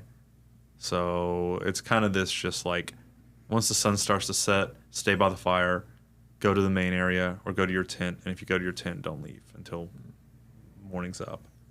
So, yeah, it was fun. But people don't ever like get in the Jeeps with spotlights and go cruise around? Sometimes, yeah. We would do night drives. And I mean, it's cool. Like, I went in an evening with Savara to go turn on a generator for one of the boreholes so it could run at night. They're all off solar power. And we were spotlighting on the way back, and we saw an aardwolf, which is like really rare. What is it? It's a subspecies of hyena that eats only termites. They're skittish, like tiny little things, black coats with like some patterns on the back. But no one had seen one on the concession prior to that. Like, they knew they were there, but they're like very hard to see. Y'all put up game show cameras at all? So we put one up with this company called EcoExist. They're based there in Maun. Someone had got one of their cams. Funny enough, there's a professor of ecology at A&M. Her name's Amanda Stronza, and she co-founded that company. So I got to meet her and talk to her for a bit before I went out. So it was funny to see their game cams out on this concession. And yeah, we set one up, and we actually saw an aardvark on it. And that was like even rare. Like, you don't see aardvarks. They dig incredibly fast. They're nocturnal. It's very hard to see. So there's some cool stuff out there. But the game cam's very new. Like, they just got it when I was out there. Oh, wow. The first time we put it up, a hyena was like chewing on it, like like ripped it off. It's such an interesting way of life because you have all this small random stuff happening around you all the time. Everything can kill you. Yeah, but simultaneously, it's like that's kind of the fun of it. It's like it forces you into a position where you have to be on, and I like that. Did you bring your own 375 over there? Or did they give you one? No, they have ones on site that are like specific for the company. Nice. experience. Yeah. So growing up, you really kind of fantasized about Africa more or less and always had it on your radar. Now that you've been and spent some time there, did it live up to what you were expecting? It's funny. When I went, initially I was disappointed. And the reason that I was disappointed is that I had built up what the Okavango Delta was in my mind. This lush marshland, water, riverways, and I get there and it's just sand everywhere. As far as I can see, it's just sand. Are they just in a bad drought? Is that why? Yes. Okay. And I was like, what the hell is this? But these conditions forced them to dig these boreholes. And these boreholes were the only water in the area for miles and miles and miles. So this huge influx of elephants. All these bull buffalo decided to stay back in this area because they're not the dominant males and they have somewhere to drink. These wild dogs hung around camp because there was water near camp. It would bring giraffes in randomly. And it was just this thing where the aspect that I thought was the negative turned out to be the creator for some of the most insane experiences that I've had. The lions that just showed up behind camp one morning. Well, if the water wasn't there, they wouldn't have been there. And so if there was a significant amount of water, you wouldn't have the population density and these interactions at the water hole that we got to have. There was a morning that we woke up while dogs were back at the water hole. There were 3 or 4 bull buffalo and this huge bull elephant that was just throwing. So you have this bull elephant throwing sand on himself. He had just mud wallowed and was like caking on dirt. You have these wild dogs trying to get a drink, but then half the other dogs are chasing these buffalo around because they can. Like I said, they're just they're not trying to kill the buffalo, but it's like a matador. Like, look what I can do. Look what I can do kind of thing. And it's like you're sitting at breakfast just watching this happen. Wow. And so once I kind of realized the novelty of what I was getting to experience, then yeah. It definitely didn't meet expectations, but it definitely broke them. Yeah. Yeah. Interesting. Yeah, it's kind of the inverse of what we experienced last year. We went elk hunting in Colorado, and we had ideas about trying to hunt water, this and that, and you get up there, and there's like little creeks and streams everywhere. And it's like you can't hunt water because it's everywhere. For sure. It'd be very difficult to. And so, This year's a lot more dry. yeah, that's true. See what happens. Well, Jayce, what have we missed? What else should we talk about? I feel like we've covered most of your story so far, but anything we missed? Yeah, I covered all the good stuff. Had some close encounters with elephants on foot, and I think that's fun to talk about. What, are they just charging you, or? No, not charged. So kind of like I was telling you with how JC pulled the rifle on that one and had a conversation. Towards the end of these walks, we started specifically focusing on encounters. So we'd go find a tree with a termite mound and some shade, and in between an area that we knew was high elephant traffic or high buffalo traffic, and we'd utilize wind speed, shade direction, wind direction, to put ourselves to intercept them. And I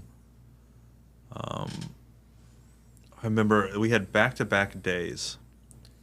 One was hilarious. So in tandem with us being there was a group called Great Plains Conservancy that was bringing out new hires to get trained to actually go immediately go start work for their safaris. And I was with basically how a group had ended up. It was like almost all of Great Plains and me in Savara, because we would split up every day and do two different groups. And we park, and we're going to walk towards the water hole, and like while we're doing our safety briefing, this big ass bull just comes out of the tree line, like right next to us, and walks within 10-15 feet, and Savara just goes, sit down. So we all sit down. He kind of eyes us, walks off, and Dala, who was the like trail walk lead for the day, gets back up, finishes his safety briefing, and he's like, that is the most amazing wildlife experience that I've ever had. That was incredible. And we walk off, and we go sit under this termite mound. And within half an hour, this big bull comes walking to like dick full out, just swinging, like not a care in the world, and walks up, and we were underneath a tree, and he starts walking towards this tree, probably to go foliage from it a little bit or something like that, and gets within like probably 5-10 yards, and Savara goes. The elephant just looks and like kind of looks in. Gets within 5 feet of Savara and Dala, because like we're kind of in a line, and he's coming from this way, and kind of headbutts at them, like kind of does a little mock, like, "Are you gonna get out of my way?" And I just see both of them like looking up, and then he shakes his head flaps, and walks off. And then yeah, kill all y'all. dude, it was like everybody just goes. Kind of thing. Here, hold on. I know I have a video of it, and it's worth watching. And so again, like we're having these experiences, and you're learning that if you stay calm, if you stay calm, you can do this. Y'all got no cover whatsoever. No, Yeah, so hold it you can down. see ears are out, heads up. He's aware, but. That's like mocking behavior. He doesn't want to do. Y'all have a anything. rifle? Yes. My God. Yeah, that's pretty damn close.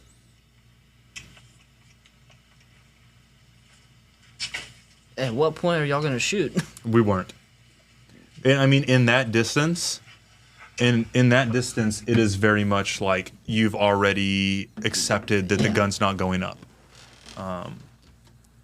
And so that was the first time that it had gotten that close. I had done one of my last walks. Savara came on for the second half of the trails as well. We had another instructor for the first half. And he was kind of like, "I know you've been here. You've already been my student. I want to watch you. I'm not going to tell you what to do, not going to tell you to do anything." So I was kind of like at a point where everybody had already gone to the cool places. I didn't really know what to do. I was kind of bullshitting my way through this walk. Like, "Oh, look at these birds. Look at this. I can talk all about this kind of stuff." And just nothing was really happening. And then this bull comes out of the tree line. He's slowly eating on the mapani trees, just like kind of doing his thing. And Savara just looks at me. He goes, "Go intercept that elephant." Sure, let's go figure it out. So I start snaking around, and I find this termite mound that to me is good cover. We're in the shade, and I'm like, "Okay, we're good here, guys. Like, settle out." He goes, "No, go put your guest on the other side of that termite mound." How big are these termite mounds? This is tall, Yeah, like taller than this. Oh, wow. So taller than the ceilings that we're in the studio. So we're talking 8 feet, 10 feet. Yeah, they're you know. tall. Oh, wow. And what's cool, I mean, we can tangent on termites too. They're pretty interesting. It's like what you see, they're not living in that. That's ventilation. They live underground. So the entirety of the above surface termite mound is specifically an HVAC unit. Holy cow. Will you pull one of those up just to see what they look like? And so we're sitting on the front side of this thing, and it's pretty hot. Sun's blaring down. It's just before sunset, and yeah. Oh, wow. Yeah. So they look a lot like the first picture, a third picture, very much like that. Pretty similar to something like that. Wow. So my dad, when he was Cape Buffalo hunting, they were tracking it for a while. It backed up on a termite mound that had a little slope to it, and used that for ramp speed. Oh, wow. I was waiting for him. Came out like 30 yards. They turned the corner and it just barreled out. Those animals are smart, man. They'll use these mounds to get a good vantage, to just see what's around them, to hide. Like a lot of animals live inside inactive termite mounds, like mongoose. Those black mambas, they'll lay their eggs and stuff in there. Interesting. So it's a whole ecological system in itself. But we're using as a chair right now. Yeah. And dude, like half an hour passes and like not shit. Like this elephant is just not moving. And Savara and I are just, but like he we're sitting next to each other, and he's just like, "I really think it's gonna come this way." I'm like, "It's got to." It's like today's the day. It's got to happen. And he slowly picks up. There's a game trail like on the other side of us, and that's why he predicted that it was gonna walk down the trail and head to the water hole. And he picks up, he slowly starts moving, and he's walking across, and then it's cool. Like the sun's sitting here and he eclipses the sun. And we're sitting under this tree, big tree on the termite mound. And there's a species of bird called buffalo weaver. It might be worth pull up a buffalo weaver nest. They're very neat. And they all start like loud cackling. And yes. So they make these huge nests. Oh, interesting. And they're communal birds. And so they're all screaming. This like we're sitting under this intensity is rising, and he eclipses the sun, and the temperature of the air immediately drops like 10 degrees. And so it's like this physical and visceral experience of this elephant coming. He turns and looks at us and walks off. And that was the first point for me personally, where like I was in charge, I made the decision, I put us in this position, and it worked out. And so Savara changed something in my mind of showing up like, look what you can accomplish when the conditions are correct. And so now when the video you just saw of this, I was calm because I was like, okay, well, one, I trust you and your judgment. Two, it's like everything seems right. Like we're not freaking out. Everyone is calm. That was picked up by the elephant. And so then the next day, we go to the same place and we do the same thing. And it's a slightly different little tree termite mound spot. And we're really close to the water hole. There's about 40, 50 elephants there. And I see this one walk up from behind us. Everyone else is kind of watching this. And I'm like, that fucking guy is in muss. You can like, so typically they keep let's say their penis sheathed. It's like up in the body. And on this sheath, it's literally urine, like dribbling out of it, all down the sides of his legs. You can see that temple secretion coming down his head. He's going up to young females and literally like smelling the uterus, like very horny, basically. And I'm hardcore watching this. I'm like, this is interesting. Like I'm keen on just seeing what he's doing, how he's acting. He's old. He's an older bull, probably in his 50s, huge tusk, like big guy. And eventually he turns and starts walking right at our tree. Like right at our tree. Y'all smelled good. Dude, he smelled like shit. Or like he smelled like shit. Maybe we smelled good, but that tree smelled good for he wanted to eat from it. And the difference here was the day before, Savara let Dalla keep the rifle. Because like when we're mock leading, like the instructor's behind us and stuff, but if anything happens, basically they're going to be the one to pull the shot and take responsibility. Not put their students in that position. And I watched him immediately take the rifle from this guy named Surprise. And takes the rifle, sits with it. And I've been watching him, so I think Savara knew too he was in muss. It was pretty obvious, but I was like, fuck. Like this is one of the few times that I had like tight butthole. Yeah. Because like I just, it's like, how do you react around that? Like this is actually one of the things out here that could kill you and is unpredictable right now. So he keeps walking up, and again Savara does the keeps coming. Keeps coming.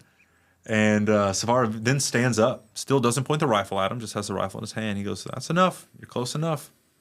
And this bull just kind of shakes his head at him, takes another step. He goes, hey, bud, we're good. You can't eat here. It's literally what he said. He said, you can't eat here. And this goes on for 4 minutes. Oh they have a standoff for 4 minutes. I have the video. I stopped recording after 2.5 minutes because it was kind of like anticlimactic. But then he walks off. So again, now I've seen a bull in muss twice get stood down, and so with those Israelis on that walking safari, we go set up in this tree line, and we're in pretty tight, and these elephants are just coming all around us, and I'm set off in this corner a bit, and even if I wanted to, I would go walk around and do a little bit of stuff. But I was set off in this corner. My backpack was laying underneath me. I'm just laying on it, kind of camera on my chest. And this bull in muss comes by on the right side. So I didn't see him coming or even hear him, dude. Their feet are like shock absorbers. It's crazy how quiet they are. Yeah. And comes up around, and I'm just like, oh. Because same thing, I can see the urine down the legs and stuff. I can smell him too. It's very like pungent. And he stops and he turns and looks at me. And now I'm just like, what's up? And, that moment comes on and then he passes. So again, it's like I'm getting these experiences. And 5 minutes later, a younger, more juvenile bull comes from the left side. And so it's Savara, the wife, the husband, me. And she grabs Savara when that younger one's coming and kind of like holds on to him and pulls him. But it pulled him back, and his backpack like hit the ground and did some stuff. And that elephant was like 10 feet from him. And he turns and he kicks his foot in the dirt, and dude completely covers them. Like a little bit of it hit me. The husband, he was shooting same camera as me, same lens, and the lens hood was full. Holy cow. Of dirt. His face was covered, like she was covered, Savara was covered. And I'm just laying here like, ha, ha, ha, ha. And then he turns and looks at me and I'm like, maybe not laughing, and then scurries off. Mm-hmm. But again, it's like the reason he did that is because elephants don't have good color vision. They see shapes in objects, but they're highly intelligent. And he knew that shape shouldn't be there. And when the shape moved and made a noise, okay, well, it's definitely a living thing. Do something. Mm-hmm. Do something. And when we didn't do anything after that, he kind of was just like, all right, I guess. Because, they have the privilege of being the biggest thing out there, so they don't have to worry too much. It's like if you just stop and you're chill and you're not making a presence, you can be there. And so I think to wrap it up, I'll show you one more video. And this was the morning that I left camp. And the reason that I've been telling you all these stories is leading up to this. The night before, I had gone with 2 of the staff members to that water hole to turn on the generator, and they're all young guys, kind of like us, and they were kind of doing a chicken contest of who can get the closest. So you have this generator, and then you have a dugout little area that we would go sit in and be inside, and so you're looking up. You're like eyes above ground level, kind of like looking at the elephants, and you're pretty close. But we were on the other side of this this dugout, so we're now in the territory of the elephants, and we're kind of it's sunset. It's beautiful out. There's probably 30 of them there, and we're taking a step, taking another step, taking another. Okay, one's kind of flaring its ears. We're gonna stop. Just stand here. It's all right. Okay, she turned back towards the water. Let's take another step. And it got to the point, there's a log. In this video, you'll see the log because the elephant's actually like using it. Mm-hmm. But it got to the point that I was sitting on this log, watching them drink water for my last night there. And that was kind of the epitome of me taking all that knowledge that I'd gained over the past 2 months, taking all the courage that I'd gained over the past 2 months, and applying it together to like, hey, can I do this? Because, dude, like you're walking up to the butt of an elephant. It's like that. It's the scene out of Tarzan when he's a kid. He goes and like pulls the tail thing. It's like very similar, like freaking out internally, but also like the joy and like that little brotherhood bonding of all these guys trying to be little hooligans. And the next morning we stopped by to turn it off because they're taking me back to town. And I tried this.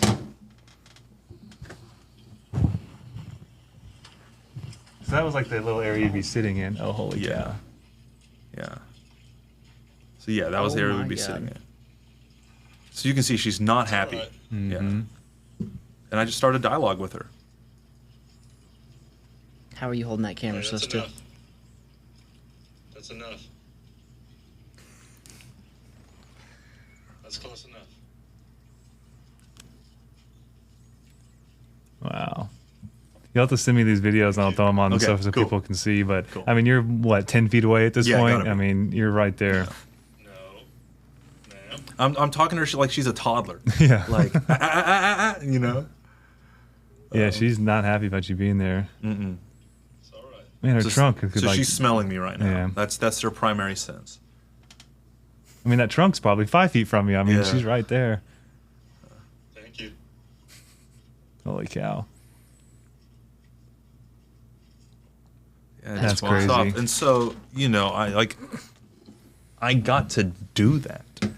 And so I think for me now, like what I want is to facilitate the opportunity for people to have that experience. Not in the sense of like, well, go walk up to that, but it's like there's something very special and very intimate and intense about what you can accomplish there. And we're in Austin. Everyone and their mom is a life coach or a XYZ facilitator or things like that. But for me, it's like I don't feel that I have the life experience or credentials to like give you that. But I'm more than happy to hold the space for people to go out there and have the opportunity to find that courage and have those experiences and be humbled like that. Because it is like being out there and beneath that thing, man. Like you're saying, how can you hold the camera like that? I can't focus on anything else in that experience. Like I am so present and so there and so revitalized in the presence of these things. And it's like, for me, I just want the opportunity to share that. I think that's where I've found that little bit for me. It's like, can I not so much life coach people out there, but be the vessel for them to go like find themselves in that. What a cool perspective. Yeah. Sounds like you're the right guy for the job, that's Yeah, for sure. Dude, love it. Yeah. Very cool. Well, man, I can't thank you enough for coming on and No, it's been a pleasure. sharing your stories with us. That was a ton of fun. Thank you. Likewise. Yeah. Cool.